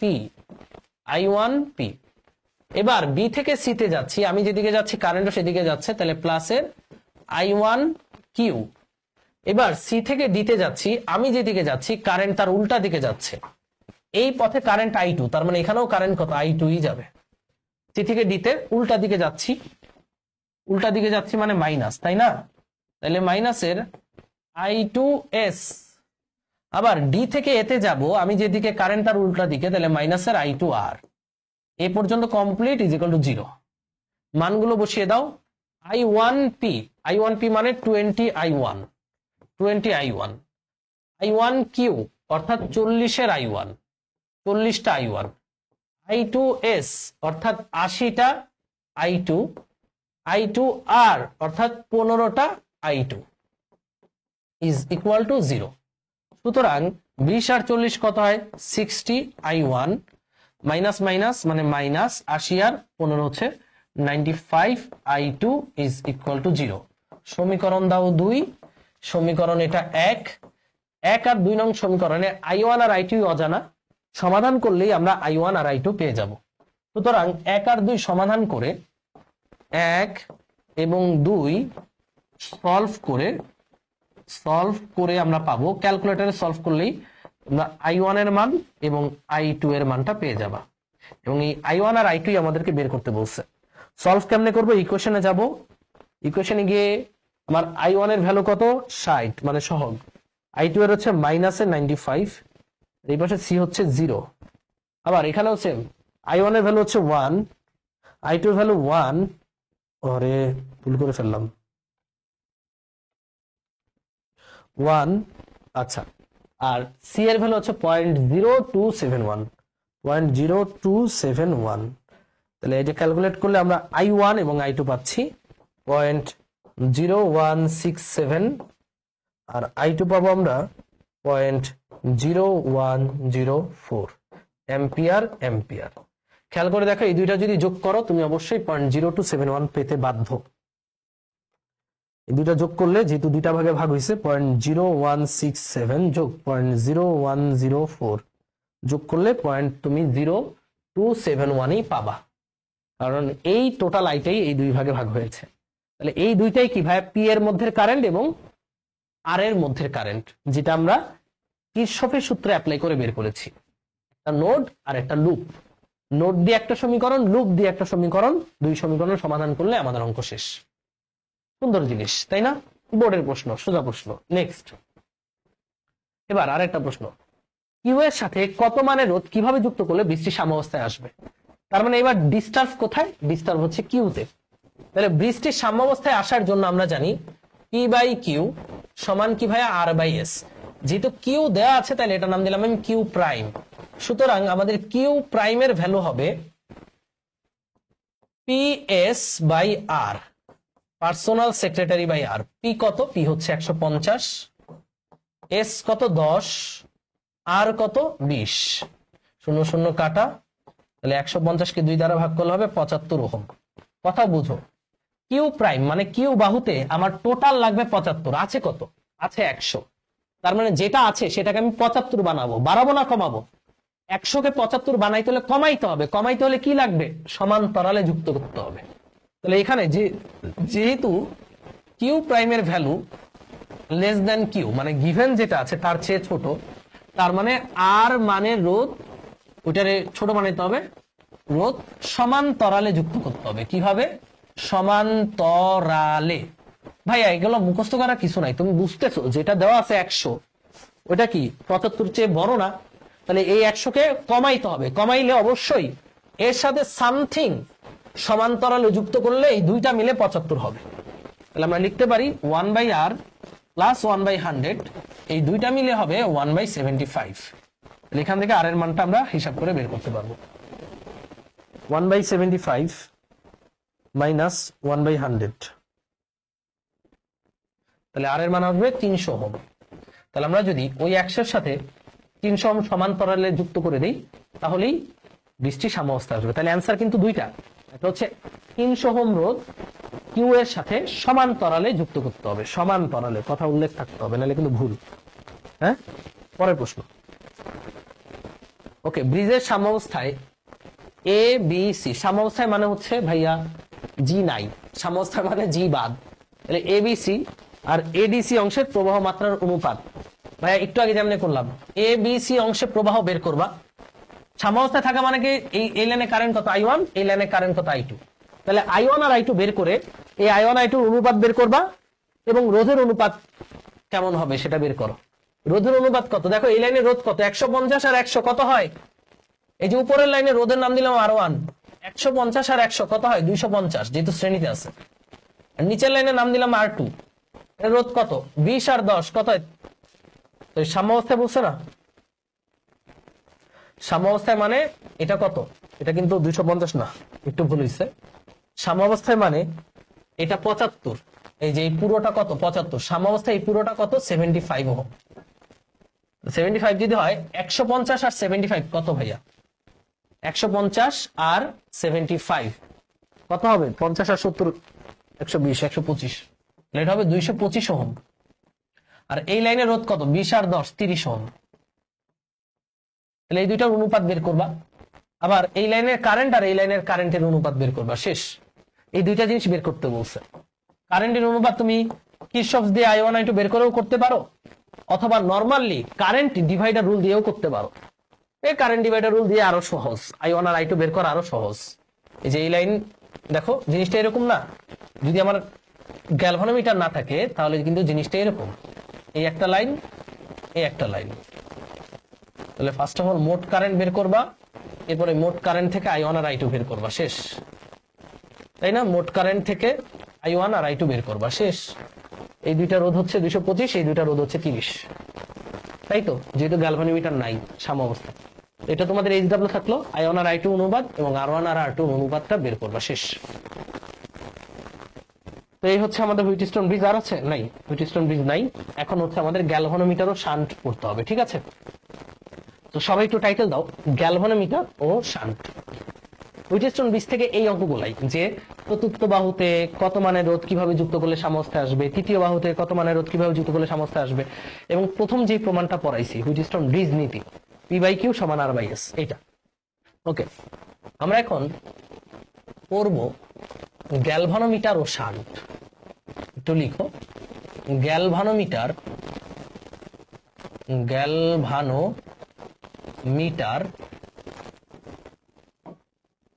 ও শান্ট। এই টপিকটা থেকে প্রচুর পরিমাণে এমসিকিউ এইচএসসি তে আসে, এমসিকিউ বিভিন্ন ভার্সিটি অ্যাডমিশনে আসে। ভার্সিটিতে, ইঞ্জিনিয়ারিং এ এখান থেকে প্রশ্ন কমই আসে। তো আমরা একটু শিখি, চলো আমরা সকল ভেরিয়েন্টের প্রবলেম এখান থেকে শিখে ফেলবো। গ্যালভানোমিটার ও shunt, are you ready? Okay, let's start. So বাচ্চারা, এখন চলে আসলাম আমাদের নতুন টপিক গ্যালভানোমিটার ও শান্ট নিয়ে। সো গ্যালভানোমিটার কি সেটা তো অলরেডি জেনেছো তোমরা। এখন দেখো ভাইয়া, এই যে গ্যালভানোমিটার, অ্যামিটার, এই ধরনের যে সকল যন্ত্রপাতি আছে, বৈদ্যুতিক যন্ত্রপাতি, এগুলো বেশ সংবেদনশীল। সংবেদনশীল বলতে বোঝায় যে দেখো এখানে একটা গ্যালভানোমিটার দিলাম, আর এই গ্যালভানোমিটার সর্বোচ্চ 5 এম্পিয়ার পর্যন্ত তড়িৎ প্রবাহ নিতে পারবে, অর্থাৎ এর মধ্যে দিয়ে ম্যাক্সিমাম 5 এম্পিয়ার তড়িৎ যেতে পারে। কিন্তু হুট করে ধরো লাইনে কোনো এক কারণে লাইনে ধরো 10 এম্পিয়ার কারেন্ট চলে আসলো, তো ওর ক্যাপাসিটি 5 এম্পিয়ার, ও যদি 10 এম্পিয়ার লাইনে আসে তাহলে তো নষ্ট হয়ে যাবে, রাইট? ও যেহেতু নষ্ট না হয়, ও যে ওর কয়েলটা যেন নষ্ট না হয়, তাহলে ওর মধ্যে যে কত পাঠাতে হবে, 5 এম্পিয়ারই পাঠাতে হবে। এই কারণে আমরা গ্যালভানোমিটারের সাথে একটা খুবই স্মল একটা রোধ যুক্ত করে দিই। এই স্মল রোধটাকে বলা হয় শান্ট। এই রোধের মানটা যদি কম হয়, 10 ওহমের কারেন্ট এখানে এসে ম্যাক্সিমাম কারেন্ট এই কম রোধ দিয়ে চলে যাবে, তাই না? ম্যাক্সিমাম কারেন্ট, কারণ রোধের মান কম হলে কারেন্ট ওইটার মধ্যে দিয়ে বেশি পরিমাণে যায়। ম্যাক্সিমাম কারেন্ট এখান থেকে চলে গেলে গ্যালভানোমিটারটা নিরাপদে থাকলো। ওর আমরা এমন ভাবেই শান্টটা সেট করব যেন গ্যালভানোমিটারের মধ্যে দিয়ে ম্যাক্সিমাম 5 এম্পিয়ার ঢুকে, আর যত কারেন্ট আছে বাকিটা যেন শান্ট দিয়ে চলে যায়। তাহলে এটাকে আমরা বলতেছি শান্ট। তো শান্ট হচ্ছে কি, যে অধিক পরিমাণে তড়িৎ প্রবাহ এসে যে গ্যালভানোমিটারকে যেন নষ্ট করতে না পারে, সেজন্য গ্যালভানোমিটারের সাথে সমান্তরালে যে অল্প মানের রোধ যুক্ত করা হয় তাকে শান্ট বলে। আমি লিখলাম না, তোমরা আমার সাথে সাথে, আমি বলার সাথে সাথে লিখে ফেলো, যে অধিক পরিমাণ তড়িৎ প্রবাহ এসে গ্যালভানোমিটারকে যেন নষ্ট করতে না পারে। এই যে গ্যালভানোমিটার, এটাকে নষ্ট করতে না পারে, এজন্য গ্যালভানোমিটারের সাথে খুব অল্প মানের একটা রোধ যুক্ত করা হয়, এটাকে বলা হয় শান্ট। তো ভাইয়া, শান্ট আমরা এমন ভাবেই যুক্ত করব, এমন পরিমাণেই যুক্ত করব যেন এই যে টোটাল প্রবাহের ম্যাক্সিমামটা শান্ট দিয়ে যায়, এবং এই শান্ট প্রবাহকে আমরা বলবো আইএস, শান্ট কারেন্ট, আর বাকি প্রবাহটা গ্যালভানোমিটার দিয়ে যায়, এটাকে বলবো গ্যালভানোমিটার কারেন্ট, আইজি। তো খেয়াল করে দেখো, যেহেতু শান্ট এবং গ্যালভানোমিটার সমান্তরালে যুক্ত, তার মানে এই যে দুইটা বিন্দু, এই দুই বিন্দুর বিভব পার্থক্য সেম হবে, অর্থাৎ গ্যালভানোমিটারের বিভব পার্থক্য, শান্টের বিভব পার্থক্য একই হবে। তাহলে আমরা লিখতে পারি বিভব পার্থক্য V is equal two I into R। I কত? আই হচ্ছে গ্যালভানোমিটার কারেন্ট আইজি, এবং আর হচ্ছে গ্যালভানোমিটার রোধ ক্যাপিটাল জি। এটা যা হবে সমান শান্ট কারেন্ট ইন্টু শান্টের রোধ এস, এটাও তাই হবে। যেহেতু দুইটা সমান্তরালে যুক্ত, এদের বিভব পার্থক্য সেম, তাহলে বিভব পার্থক্যটা হবে আইজিজি সমান আইএসএস, সমান হবে, রাইট? সমান হবে। তো এবার এখান থেকে আমরা লিখতে পারি, এখান থেকে আছে কিছু লেখার দরকার নেই, এই সমীকরণটাকে জাস্ট হাতে রেখে দাও। এই যে সমীকরণটা, এটাকে আমরা হাতে রেখে দিলাম, আইজিজি সমান আইএসএস লিখলাম। এবার দেখো এখানে মোট প্রবাহ আই, এটা ভাগ হচ্ছে গ্যালভানোমিটার কারেন্ট এবং শান্ট কারেন্টে আইএস, তাই না? ওকে, তো এবার এখান থেকে আমরা যদি কি করতে পারি, আমরা এই যে আইজি এর ভ্যালু যদি এই গোলাপি কালার বক্সে বসাই, দেখো আইজি সমান কি আসবে? আইজি সমান আসবে আই মাইনাস আই এস। এই মানটা জাস্ট এই বক্সে যদি বসাও তাহলে আমরা কি পাবো? এই যে আইজি এর জায়গায় এই মানটা বসিয়ে দিই, তাহলে আইজি এর জায়গায় যদি এই মানটা বসাই, তাহলে I minus I S into G সমান আই এস ইন্টু এস। তাহলে এখানে পাবো I into capital G minus I S G is equal to I S S. এবার এই আইএসজি এবং আইএসএস কে একপাশে নিলে এখানে পাবো আই ইন্টু জি, এখানে আইএস কমন নিলে পাবো জি প্লাস এস। সো এখান থেকে আমরা শান্টের মধ্যে দিয়ে কত তড়িৎ প্রবাহিত হয় সেটা পেয়ে যাব। তাহলে শান্টের মধ্যে দিয়ে তড়িৎ প্রবাহের মান হবে গ্যালভানোমিটার কারেন্ট, গ্যালভানোমিটার রোধ divided by G plus S into total প্রবাহ আই। টোটাল প্রবাহ আই এটা হচ্ছে শান্টের মধ্যে দিয়ে তড়িৎ প্রবাহের মান। ঠিক একই নিয়মে আমরা যদি এখান থেকে আইএস এর মানটা বের করতাম তাহলে আই মাইনাস আইজি হতো। আইএস এর মান এখানে বসালে আমরা গ্যালভানোমিটারের মধ্যে দিয়ে তড়িৎ প্রবাহের মান পেতাম আইজি। আইজি গ্যালভানোমিটারের মধ্যে দিয়ে তড়িৎ প্রবাহের মান হতো, উপরে হতো শান্ট, নিচে হতো জি plus S into total I. এটা হলো গ্যালভানোমিটার দিয়ে তড়িৎ প্রবাহের মান। তো এই সূত্র যেটা মুখস্থ রাখবা যে শান্ট কারেন্টের বেলায় গ্যালভানোমিটার রোধ উপরে G plus S into I, আর গ্যালভানোমিটার কারেন্টের বেলায় শান্ট উপরে G plus S into total প্রবাহ আই। এখন আমি চাচ্ছি এই মোট প্রবাহের 1/n অংশ গ্যালভানোমিটার দিয়ে যাক। আমি কি চাচ্ছি? আমি চাচ্ছি মোট প্রবাহের 1/n অংশ গ্যালভানোমিটার দিয়ে যাক। সুন্দর করে আঁকো, আমি তোমাদেরকে বুঝাই। দেখো ভাই, আমরা গ্যালভানোমিটারটাকে নিরাপদে রাখতে চাই, গ্যালভানোমিটারটা যেন নষ্ট না হয়, সেই কারণে আমি চাচ্ছি এই যে এটা হচ্ছে শান্ট। এখানে ধরো মোট প্রবাহ 100 এম্পিয়ার, কিন্তু গ্যালভানোমিটার ম্যাক্সিমাম নিতে পারে 10 এম্পিয়ার। তাহলে এটার মধ্যে আমার এত মানের শান্ট লাগাইতে হবে যেন 10 এম্পিয়ার এখানে যায় আর বাকি 90 এম্পিয়ার শান্টের মধ্যে দিয়ে যায়। তাহলে খেয়াল করো তো, মোট প্রবাহ 100, মোট প্রবাহের কত অংশ গ্যালভানোমিটার দিয়ে নিতে চাচ্ছি? 100 কে তুমি যদি 10 দ্বারা ভাগ করো তাহলে তুমি পাবা 10। তাহলে মোট প্রবাহের 10 ভাগের 1 ভাগ আমি গ্যালভানোমিটার দিয়ে নিতে চাচ্ছি, তাই না? মোট প্রবাহের এই যে মোট প্রবাহ, এটা হচ্ছে মোট প্রবাহ 100 এর 10 ভাগের 1 ভাগ আমি কোত্থেকে নিতে যাচ্ছি? গ্যালভানোমিটার দিয়ে নিতে যাচ্ছি। এর মধ্যে সাংখ্যিক ভ্যালু দিয়ে দেখাইলাম। ধরো সাংখ্যিক ভ্যালু না, আমার টোটাল প্রবাহ আই, টোটাল প্রবাহ আই এর 1/n অর্থাৎ I/n অংশ নিতে চাচ্ছি আমি গ্যালভানোমিটার দিয়ে। তাহলে গ্যালভানোমিটার কারেন্ট কত হবে? মোট প্রবাহের 1/n অংশ। তাহলে বাকি অংশ কোত্থেকে যাবে? শান্ট দিয়ে যাবে। বাকি অংশ কত? যদি I/n যায় গ্যালভানোমিটার দিয়ে, তাহলে বাকি অংশ হচ্ছে শান্টের প্রবাহ। শান্টের প্রবাহ হবে মোট প্রবাহ মাইনাস I/n। মোট প্রবাহ মাইনাস I/n হলে এখানে n হচ্ছে লসাগু, ni মাইনাস i, তাহলে i common, n minus 1/n, এটাই তো আসবে ni মাইনাস i। তাহলে মোট প্রবাহের কত অংশ গ্যালভানোমিটার দিয়ে নিতে চাচ্ছি? 1/n অংশ। সেক্ষেত্রে কত মানের শান্ট যুক্ত করতে হবে? খেয়াল করো, এখানে বলেই দিছে গ্যালভানোমিটার কারেন্টের সূত্রটা কি, একটু আগে দেখে এসেছো। গ্যালভানোমিটার কারেন্টের বেলায় উপরে শান্ট একা থাকে, নিচে জি প্লাস এস ইন্টু মোট প্রবাহ। এবার বলো, এই গ্যালভানোমিটার কারেন্টটা কত হওয়াতে চাও? তুমি হওয়াতে চাও মোট প্রবাহের 1/n অংশ। তাহলে এই গ্যালভানোমিটার কারেন্টের জায়গায় তুমি লিখবা মোট প্রবাহের 1/n সমান হবে s by G plus S into total I. এই টোটাল আই কাটা, তাহলে এখানে থাকবে 1/n s by G plus S. n এর সাথে যদি গুণ দাও ns is equal to G plus S, এটাই আসতেছে, বা ns minus S is equal to G. সুতরাং আমরা যদি s কমন নেই, n minus 1 into G, sorry 1 is equal to G. সুতরাং আমাদের শান্টের মান হবে জি বাই n মাইনাস 1। এবং এটা একমাত্র সূত্র যে সূত্র দিয়ে তুমি অসংখ্য প্রবলেম ইনিমিনি চিনিতে করে ফেলতে পারবা, একদম কানার বাই অন্ধ পারবে এই সূত্র দিয়ে। তো আমি পুরো সূত্রটা বুঝাই। দেখো, আমরা টোটাল গ্যালভানোমিটার শান্ট রিলেটেড 3টা সূত্র পড়লাম। কয়টা? 3টা। কি কি? প্রথমত হচ্ছে শান্ট কি, যেই ছোট্ট মানের রোধ গ্যালভানোমিটারের সাথে সমান্তরালে যুক্ত করলে ম্যাক্সিমাম প্রবাহ এটা দিয়ে চলে যায়, আর গ্যালভানোমিটার দিয়ে সামান্য যায়, যার ফলে গ্যালভানোমিটারটা অক্ষত থাকে, ওইটাকে বলে শান্ট। এখানে কারেন্ট কয়টা? 2টা, আইজি আর আইএস। আইজি মানে গ্যালভানোমিটার কারেন্ট, আইএস মানে শান্ট কারেন্ট। তো শান্ট কারেন্টের বেলায় জি উপরে, বাকি সব সেম। গ্যালভানোমিটার কারেন্টের বেলায় এস উপরে, বাকি সব সেম। এবার আমরা চাচ্ছি মোট প্রবাহের 1/n অংশ গ্যালভানোমিটার দিয়ে নিতে।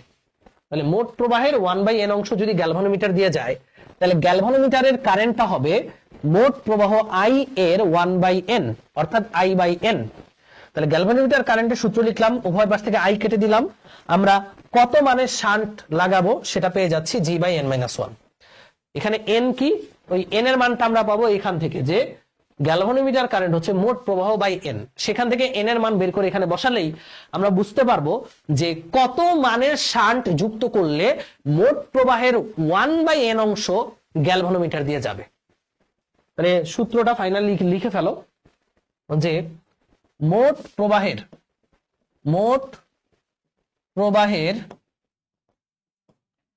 1/n অংশ গ্যালভানোমিটার মানে G দিয়ে নেয়াতে হলে কত মানের শান্ট লাগবে, কত মানের শান্ট কিন্তু সমান্তরালে যুক্ত করা হয়, শান্ট লাগবে, এটা হচ্ছে প্রশ্ন। তাহলে উত্তরটা হচ্ছে যে মোট প্রবাহের 1/n কোত্থেকে যাবে, জি দিয়ে যাবে। তাহলে আমার আইজি এর মান হবে মোট প্রবাহ আই এর 1/n, এর মানে গুণ অর্থাৎ I/n। এটা হচ্ছে আমাদের আইজি অর্থাৎ গ্যালভানোমিটার কারেন্ট। কোথ থেকে দিয়ে নেওয়াবো, জি এর মধ্যে দিয়ে নেওয়াবো।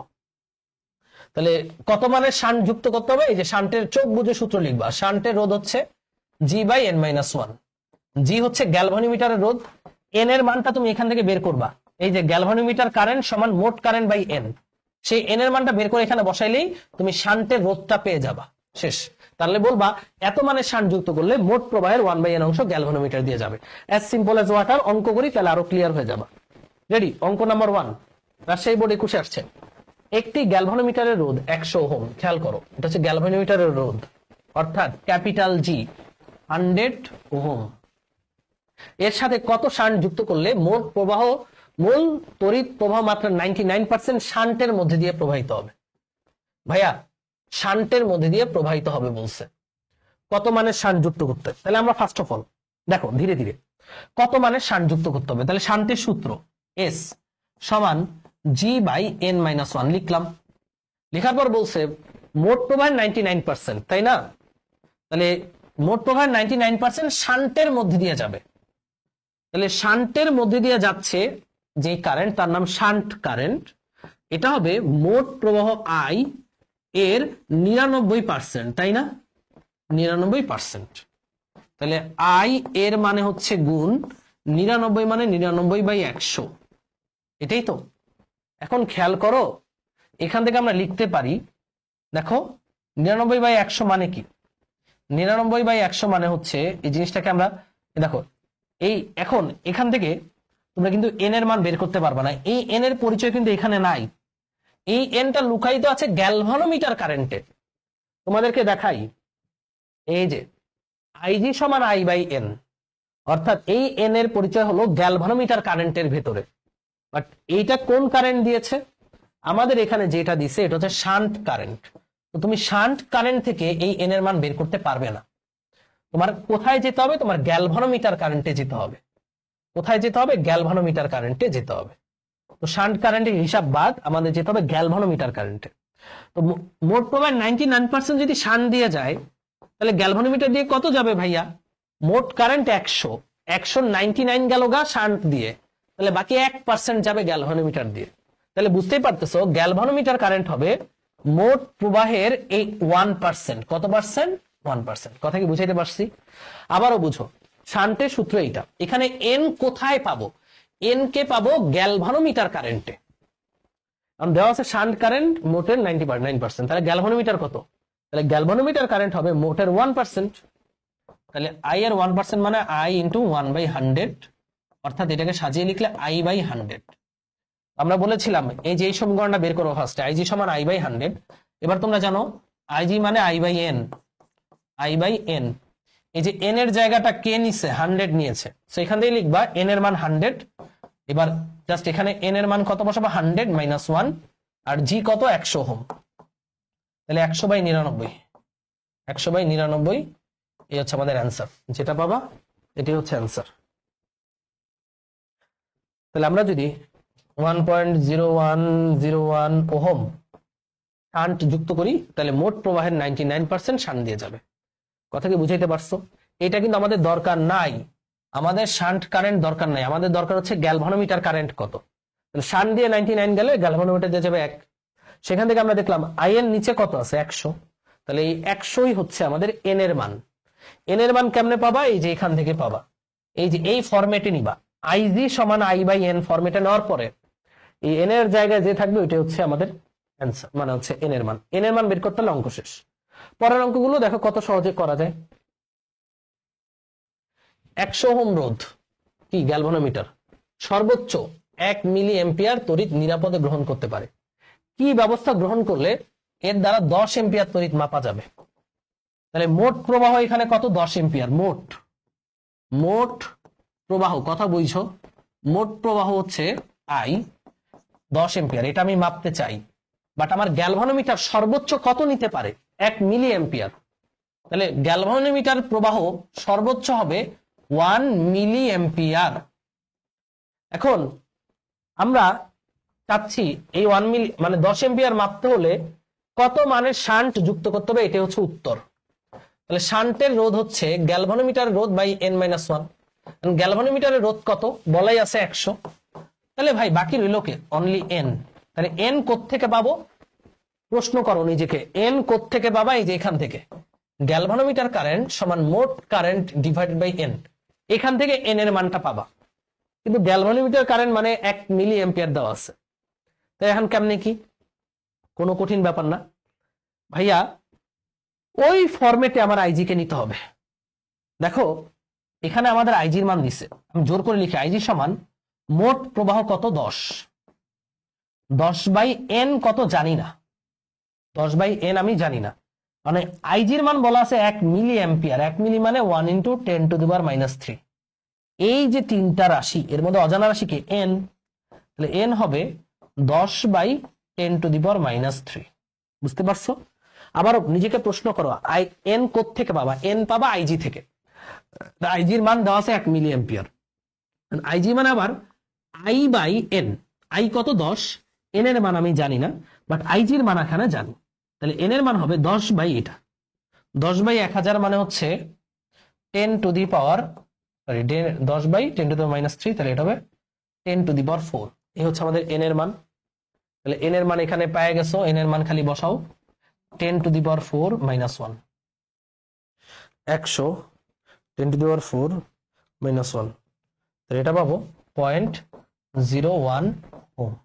তাহলে এই মানের শান্ট যদি যুক্ত করো গ্যালভানোমিটার দিয়ে, তাহলে আমরা 10 এম্পিয়ার তড়িৎ মাপতে পারবো। কারণ এই মানের শান্ট যুক্ত করলে এই 10 এম্পিয়ারের থেকে 1 মিলি এম্পিয়ার গ্যালভানোমিটার দিয়ে যাবে, বাকি পুরোটাই চলে যাবে শান্টের মধ্যে দিয়ে। বুঝতে পারছো? তাহলে সূত্র হচ্ছে জি বাই n-1। এন কে কোথায় পাবো? আইজি তে পাবো। আইজি কই? আইজি মানে আই বাই এন। আইজি যাই দেওয়া থাকুক, আই বাই এন ফরম্যাটে নিয়ে এন এর মানটা বের করে ফেলবা। পরের প্রশ্ন দেখো কি বলছে। 100 ওহম রোধের গ্যালভানোমিটারের সাথে কত রোধের একটি শান্ট যুক্ত করলে মোট প্রবাহের 10% গ্যালভানোমিটার দিয়ে যাবে? এখানে বলেই দিছে যে গ্যালভানোমিটার কারেন্ট হচ্ছে 10% অফ মোট প্রবাহ। তার মানে কত? আই বাই 10 মানে 10/100 মানে আই বাই 10। তাহলে বলা এন এর মান কত? এন এর মান 10। তাহলে এস এর মান কত হবে? জি বাই n-1। জি কত? 100, 10-1। শেষ, অঙ্ক শেষ। যদি বলতো মোট প্রবাহের 20% গ্যালভানোমিটার দিয়ে যাবে, যদি এটা বলতো মোট প্রবাহের 20% সমান আইজি, এটা যদি বলতো, তাহলে আইজি হচ্ছে 20% অফ আই, অর্থাৎ 20% মানে 20/100 ইন্টু আই। তাহলে কত হইতো? 0 0 কাটা, 5 × 10, তাহলে আই বাই 5।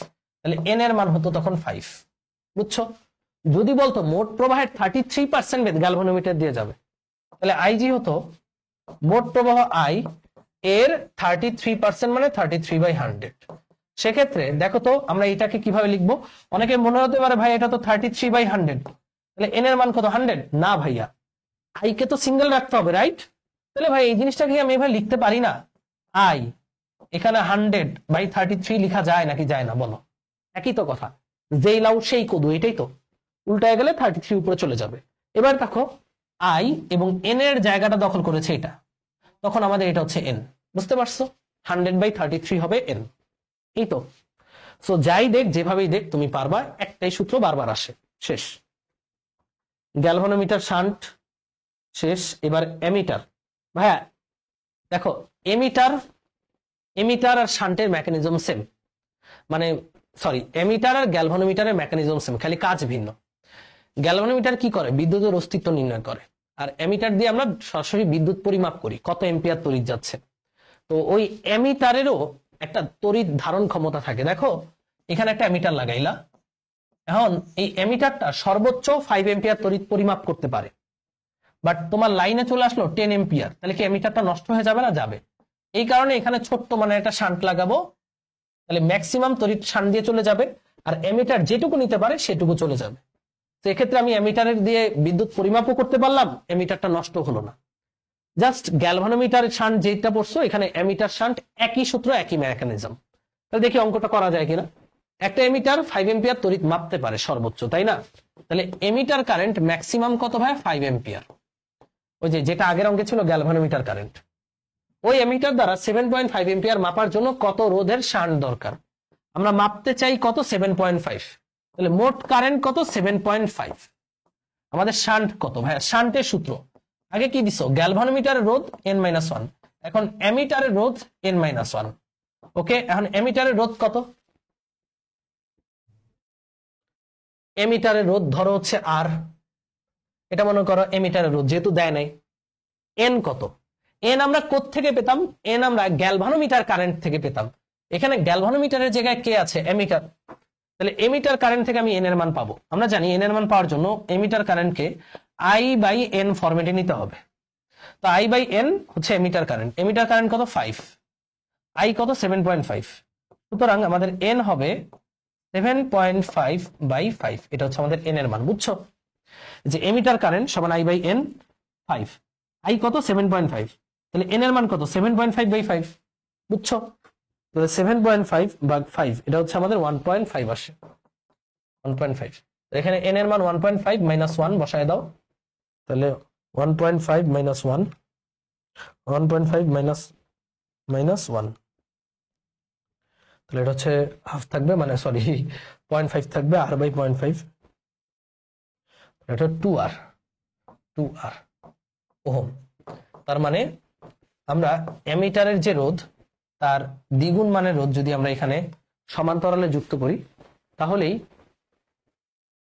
এমিটারটা অক্ষত থাকবে। বুঝতে পারছো? এমিটার অক্ষত থাকবে বলতে 5 এম্পিয়ার তড়িৎ এখান থেকে চলে যাবে, আর বাকি থাকে কত? 7.5 থেকে আড়াই, বাকি আড়াই এম্পিয়ার সুন্দর করে শান্ট দিয়ে চলে যাবে। তার মানে এমিটারটা অক্ষত থাকবে। বুঝছো? 5 এম্পিয়ার ঠিকই এমিটার মাপলো, বাকি আড়াই এম্পিয়ার চলে গেল শান্ট দিয়ে, শেষ, ডান। পরের প্রশ্নে আমরা যাই। ওকে, এবার আমরা পটেনশিওমিটার এবং মিটার ব্রিজে চলে এসেছি। তো পটেনশিওমিটার এবং মিটার ব্রিজের সূত্রগুলো জানবো, আর মিটার ব্রিজের মেকানিজমটা একটু জেনে নেই। আমরা একটু আগে বলেছিলাম যে হুইটস্টোন ব্রিজ নীতির মাধ্যমেই মিটার ব্রিজটা কাজ করে, এবং মিটার ব্রিজ দিয়ে আমরা যে কোনো অজানা রোধের মান বের করতে পারবো। আমি তোমাদেরকে খুব শর্টকাটে একটু মেকানিজমটা দেখিয়ে দিই, চলো। সবাই লিখো মিটার ব্রিজ।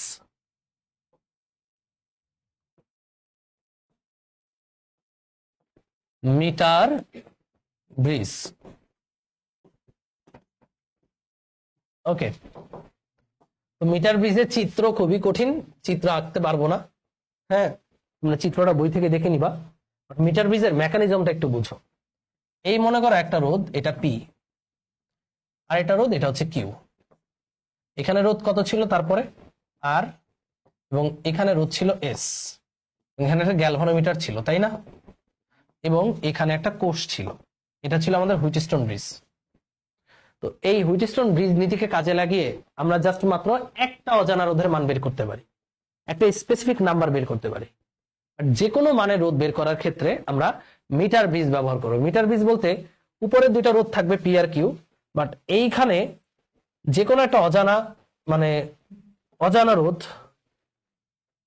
দেখো গ্যালভানোমিটারটা থাকলো, এখানে একটা অজানা মানের তার থাকলো, এই পুরো তার জুড়েই রোধ আছে, হ্যাঁ। এই তারটার দৈর্ঘ্য হয় 1 মিটার, তার দৈর্ঘ্য কত হয়? 1 মিটার বা 100 সেন্টিমিটার। তো এই গ্যালভানোমিটারের সাথে কানেক্ট করা একটা জকি আছে। জকি তোমরা যারা ল্যাব করবা তারা দেখতে পারবা কলমের মতো, এরকম কলমের মতো একটা জকি। হ্যাঁ, তো দেখো এই জকিটা একটা তামার তৈরি, জকির মাথাটা একটা তামার তৈরি, বিদ্যুৎ সুপরিবাহী। এই জকি দিয়ে আমরা এই তারের বিভিন্ন অংশে টাচ করাবো। এই পুরো তার জুড়েই তো রোধ আছে, তাই না? তো এই জকি দিয়ে ধরো তুমি এখানে টাচ করাইলা, দেখলা গ্যালভানোমিটারের কাঁটাটা বিক্ষেপ দিচ্ছে। যখন তুমি এখানে টাচ করাইলা, দেখো এই অংশটা যদি হয় এল, এটুকু যদি হয় এল, তাহলে এই অংশটা কত হবে? সেন্টিমিটারে লিখলে 100 সেন্টিমিটার মাইনাস এল, তাই না? তাহলে এই অংশের রোধ কত যা হবে, এই অংশের রোধ কিন্তু তা হবে না, কারণ আমরা জানি দৈর্ঘ্য সমান না হলে রোধ অবশ্যই ভিন্ন। কারণ রোধের সূত্র থেকে জানো আর ইজ প্রপোর্শনাল টু এল, দৈর্ঘ্যের সমানুপাতিক। তাহলে ভাইয়া আমরা জকিটা টাচ করাবো, এখানে টাচ করাবো, দেখলাম কি গ্যালভানোমিটারের কাঁটাটা বিক্ষেপ দিচ্ছে। তার মানে এই অংশের রোধ, এটার নাম দিব আমরা আর, মনে মনে এটার নাম দিবা এস। তাহলে কাঁটা বিক্ষেপ দেওয়া মানে কি? P by Q R by S হচ্ছে না, মানে পি বাই কিউ এর অনুপাত এবং এই অংশ আর এই অংশের রোধের অনুপাতটা সমান হচ্ছে না। এবার আমরা জকিটাকে এরকম করে আস্তে আস্তে টাচ করাতে করাতে মনে করে এখানে নিয়ে আসলাম। তখন আমি দেখলাম গ্যালভানোমিটারের কাঁটাটা বিক্ষেপ দিচ্ছে না। বিক্ষেপ না দেওয়ার মানে কি? বিক্ষেপ না দেওয়ার মানে হচ্ছে এই যে এই অংশের যে রোধ, এই অংশের রোধ মনে মনে ধরো আর, আর এই অংশের রোধ মনে করো এস, বিক্ষেপ দিচ্ছে না মানে কি? সাম্যাবস্থায় আসছে, অর্থাৎ পি বাই কিউ সমান আর বাই এস হচ্ছে, অর্থাৎ এই অংশের রোধ আর এই অংশের রোধের অনুপাত যা পি আর কিউ এর অনুপাত তাই হচ্ছে। এক্ষেত্রে আমরা কিন্তু চাইলেই যে এই যে এই পয়েন্টটা, যেই পয়েন্ট আমরা যুক্ত করেছি জকিটা এবং কাঁটাটা বিক্ষেপ দিচ্ছে না, ওই পয়েন্টটাকে বলা হয় নিস্পন্দ বিন্দু। তো সেক্ষেত্রে আমরা লিখতে পারবো, আমরা কি লিখতে পারবো? পি বাই কিউ এই অনুপাতটা যা হইছে, আর বাকি এই যে এই অংশ আর এই অংশের রোধের অনুপাতটা তাই হবে। এই অংশের রোধ মনে করো আর, এই অংশের রোধ এস, অনুপাতটা তাই হবে। আর আর এস তো ডিরেক্ট দেওয়া নাই, বাট আমি এই দৈর্ঘ্যটা দেখতে পাচ্ছি স্মল এল, বাকি দৈর্ঘ্য হবে 100 মাইনাস এল সেন্টিমিটারে হিসাব করলে। তাহলে দৈর্ঘ্যের সাথে রোধের সম্পর্ক জানি কি? সমানুপাতিক। তাহলে রোধের অনুপাত মানে কি? দৈর্ঘ্যের অনুপাত লিখতে পারবো। এই যে আর কোন অংশের রোধ? স্মল এল অংশের রোধ, তাহলে এখানে দিতে পারবো স্মল এল। এস কোন অংশের রোধ? 100 মাইনাস এল এর, তাহলে 100 মাইনাস এল। যেহেতু রোধ ইজ প্রপোর্শনাল টু দৈর্ঘ্য, তাহলে রোধের অনুপাত মানে দৈর্ঘ্যের অনুপাতও দেওয়া যাবে। তাহলে আর অংশের দৈর্ঘ্য বাই এস অংশের দৈর্ঘ্য। আর এই যে সূত্রটা, এখানে এই এলটা কি? এই এল হচ্ছে সেই দৈর্ঘ্য যেখানে আমরা নিস্পন্দ বিন্দুটা পাবো, যেখানে আমরা কি পাবো? নিস্পন্দ বিন্দু পাবো। তাহলে এইটাই হচ্ছে আমাদের মিটার ব্রিজের সূত্র, P by Q L by 100 minus L. হ্যাঁ, 100 কিন্তু সেন্টিমিটারে থাকবে, আর এল হচ্ছে আমাদের নিস্পন্দ বিন্দুর অবস্থান। পি হচ্ছে বাম পাশের রোধ, কিউ হচ্ছে ডান পাশের রোধ, এল হচ্ছে নিস্পন্দ বিন্দুর অবস্থান, আর 100 মাইনাস এল হচ্ছে রিমেইনিং অংশ। তাহলে দিয়ে কেমন অঙ্ক আসে দেখি, সূত্র মনে রাখলে হবে। দেখো বলছে একটা পটেনশিওমিটার তার বিদ্যুৎ প্রবাহ নিয়ন্ত্রিত করে একটি বিদ্যুৎ কোষের জন্য নিস্পন্দ বিন্দু 6 সেন্টিমিটার দূরে পাওয়া যায়। কোষটির সঙ্গে সমান্তরালে 3 ওহম রোধের একটি শান যুক্ত করলে নিস্পন্দ বিন্দু 4 সেন্টিমিটার দূরে পাওয়া যায়। কোষটির অভ্যন্তরীণ রোধ নির্ণয় করো। বলতে পারো ভাই পটেনশিওমিটারের ম্যাথ, একই মেকানিজম। দেখো কত সোজা, ওটা একটু দেখি। যে বিদ্যুৎ কোষের জন্য নিস্পন্দ বিন্দু কত পাওয়া গেল? 6 সেন্টিমিটার দূরে পাওয়া গেল। আর কোষটির সঙ্গে সমান্তরালে 3 ওহমের শান যুক্ত করলে নিস্পন্দ বিন্দু, না এটা হচ্ছে পটেনশিওমিটারেরই অঙ্ক, যেহেতু বিদ্যুৎ কোষের সাথে রোধ যুক্ত করছে, এটা আমরা পরে দেখবো। পটেনশিওমিটারের অঙ্কটা একটু পরে দেখবো। আমরা মিটার ব্রিজের অঙ্ক দেখে আসি। একটা মিটার ব্রিজের 2 শূন্যস্থানের একটিতে 8 ওহম, অন্যটিতে 10 ওহম রোধ যুক্ত করা হলো। ভারসাম্য বিন্দু মানে নিস্পন্দ বিন্দু কোথায় হবে? তো আমরা জানি নিস্পন্দ বিন্দুর অবস্থান P by Q L by 100 minus L. তাইলে ভাইয়া পি কত? পি হচ্ছে 8, কিউ হচ্ছে 10, এল বাই 100 মাইনাস এল। এখান থেকে আমরা এল এর মান বের করব। তাহলে 800 minus 8L is equal two 10L। তাহলে ওই পাশে নিলে 18L, সুতরাং এল এর মান হবে 800 ডিভাইডেড বাই 18। অ্যান্সার কিন্তু সেন্টিমিটারে আসবে, ভাগ 18। তাহলে এটা হবে 44.45 সেন্টিমিটার। এই হচ্ছে নিস্পন্দ বিন্দুর অবস্থান কোন থেকে? বাম পাশ থেকে। যেন চিত্রটা দেখো তাহলে বুঝতে পারবা বাম পাশ থেকে নিস্পন্দ বিন্দুর অবস্থান 44.45 সেন্টিমিটার। একটি মিটার ব্রিজের বাম ফাঁকে 8.5 ওহম, ডান দিকে 3.5 ওহম রোধ যুক্ত আছে। নিস্পন্দ বিন্দু কোথায় উৎপন্ন হবে? তো বুঝতেই পারছো, আমরা জানি পি বাই কিউ সমান এল বাই 100 মাইনাস এল। তাহলে এখান থেকে আমরা এল এর মান বের করতে পারবো। এল এর মান তোমরা হিসাব করে ফেলো, এল কত হবে? পি হচ্ছে 8.5 ভাগ 3.5 পি বাই কিউ। তাহলে পি বাই কিউ এর মান হচ্ছে 2.428 ইন্টু 100 ডিভাইড বাই 3.428। তাহলে এটা আসবে 70.84 সেন্টিমিটার। কোত্থেকে? বাম পাশ থেকে। বাম পাশ থেকে। এটা হলো নিস্পন্দ বিন্দুর অবস্থান। এবার বলছে রোধ দুটিকে স্থান পরিবর্তন করলে নিস্পন্দ বিন্দু কোন দিকে কতটুকু সরবে। তাহলে এই মনে করো সেই মিটার ব্রিজের তার বাম পাশ থেকে কত দূরে নিস্পন্দ বিন্দুটা আছে, এই যে এখানে আছে, এটা হলো 70.84 সেন্টিমিটার দূরে নিস্পন্দ বিন্দুটা আছে, মানে যেখানে জকিটা যুক্ত করলে গ্যালভানোমিটারে কাটা কোনো বিক্ষেপ দিবে না। এবার বলছে যে রোধ দুটির স্থান পরিবর্তন করব, অর্থাৎ পি এর জায়গায় কিউ নেব, কিউ এর জায়গায় পি নিব। তাহলে স্থান পরিবর্তন করলে কিউ বাই পি হবে, বাকিটা সেম থাকবে এল বাই 100 মাইনাস এল। এটার নাম এল প্রাইম দাও। তাহলে কিউ বাই পি কত? তাহলে কিউ বাই পি কিউ হচ্ছে 3.5, পি হচ্ছে 8.5 ইন্টু 100। তাহলে এটা হবে 41.176 মাইনাস 3.5 ভাগ 8.5 মাইনাস 0.411 এল প্রাইম, আর এখানে হবে এল প্রাইম। সুতরাং আমাদের এল প্রাইমের মানটা হচ্ছে 41.176 ভাগ 1.411। ক্যালকুলেট করলে আমরা পাবো 29.182 সেন্টিমিটার। ক্যালকুলেট করো। আচ্ছা দেখো, তাহলে আমরা যদি পরের প্রশ্ন রোধ দুটিকে স্থান পরিবর্তন করি, অর্থাৎ পি এর জায়গায় কিউ, কিউ এর জায়গায় পি কে নেই, তাহলে নিস্পন্দ বিন্দু বাম পাশ থেকে এত দূরে পাবো, অর্থাৎ নিস্পন্দ বিন্দু এখান থেকে জাস্ট এখানে পাবো। এটা হচ্ছে 29.182 সেন্টিমিটার। আগে কত দূরে ছিল? এখান থেকে 70 সেন্টিমিটার দূরে ছিল। তাহলে কতটুকু সরলো? নিস্পন্দ বিন্দুটা জাস্ট এখান থেকে এই পরিমাণ সরে আসলো না? তাহলে কতটুকু সরে আসলো? তাহলে নিস্পন্দ বিন্দু সরে আসলো 70.84 থেকে, জাস্ট এটা মাইনাস করলেই হয়ে যাবে। এই যে 41.65 সেন্টিমিটার বামে নিস্পন্দ বিন্দুটা সরে আসলো। তাহলে এখান থেকে আমরা নিস্পন্দ বিন্দুর অবস্থান আগে বের করেছি, এরপর উল্টায় দিয়ে নিস্পন্দ বিন্দুর অবস্থান বের করেছি। তাহলে দেখতে পাচ্ছি যে এই পরিমাণ নিস্পন্দ বিন্দুটা সরে এসেছে। সোজা, একদম সহজ প্রশ্ন। সূত্র তো একটাই, পি বাই কিউ 100 মাইনাস সমান এল বাই 100 মাইনাস এল। শেষ, এটাই সূত্র। তো এই গেল মিটার ব্রিজ। আমাদের আজকের ক্লাসের লাস্ট টপিক সেটা হচ্ছে ভোল্ট মিটার। এবং নেক্সট ক্লাসে আমরা বৈদ্যুতিক শক্তি, বিদ্যুৎ বিল এবং মানে হচ্ছে আমরা বৈদ্যুতিক ক্ষমতা পড়ব, যে কোন ওয়াটের লাইটকে, কত ওয়াটের লাইট মানে হচ্ছে কোন কত ক্ষমতার লাইটকে কিভাবে যুক্ত করলে সর্বোচ্চ উজ্জ্বলতা পাওয়া যাবে, এই টাইপের অঙ্কগুলো আমরা পড়বো নেক্সট ক্লাসে। আজকের লাস্ট হচ্ছে voltmeter. Voltmeter, meter এর পাল্লা। এটা দিয়ে আমরা থিওরি না পড়ি, এটা দিয়ে একটা সূত্র দেখাই, তোমরা অঙ্ক করে নিবা নিজেরা। ভোল্ট মিটারের পাল্লা সহজ জিনিস। মানে দেখো, একটা ভোল্ট মিটার, অ্যামিটার, গ্যালভানোমিটারের পাল্লা বৃদ্ধি করার জন্য, পাল্লা বৃদ্ধি মানে তারা যা পরিমাপ করতে পারে তার চেয়ে বেশি যেন পরিমাপ করতে পারে, এই জন্য আমরা কি করেছি, একটা শান্ট যুক্ত করেছি, তাই না? তো এই হচ্ছে এখানে ভোল্ট মিটার। ভোল্ট মিটারের পাল্লা, অর্থাৎ ধরো এই ভোল্ট মিটারটা 5 ভোল্ট নিরাপদে মাপতে পারে, বাট আমরা তাকে দিয়ে 150 ভোল্ট মাপাতে চাচ্ছি। কত ভোল্ট মাপাতে চাচ্ছি? 150 ভোল্ট।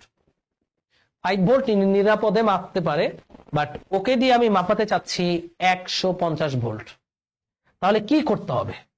তাহলে এর সাথে কত মানের রোধ যুক্ত করতে হবে। প্রথম কথা, কত মানের রোধ যুক্ত করতে হবে এবং কিভাবে যুক্ত করতে হবে। এর আগে যে গ্যালভানোমিটার ছিল তার সাথে তুমি শান্টকে সমান্তরালে যুক্ত করেছো।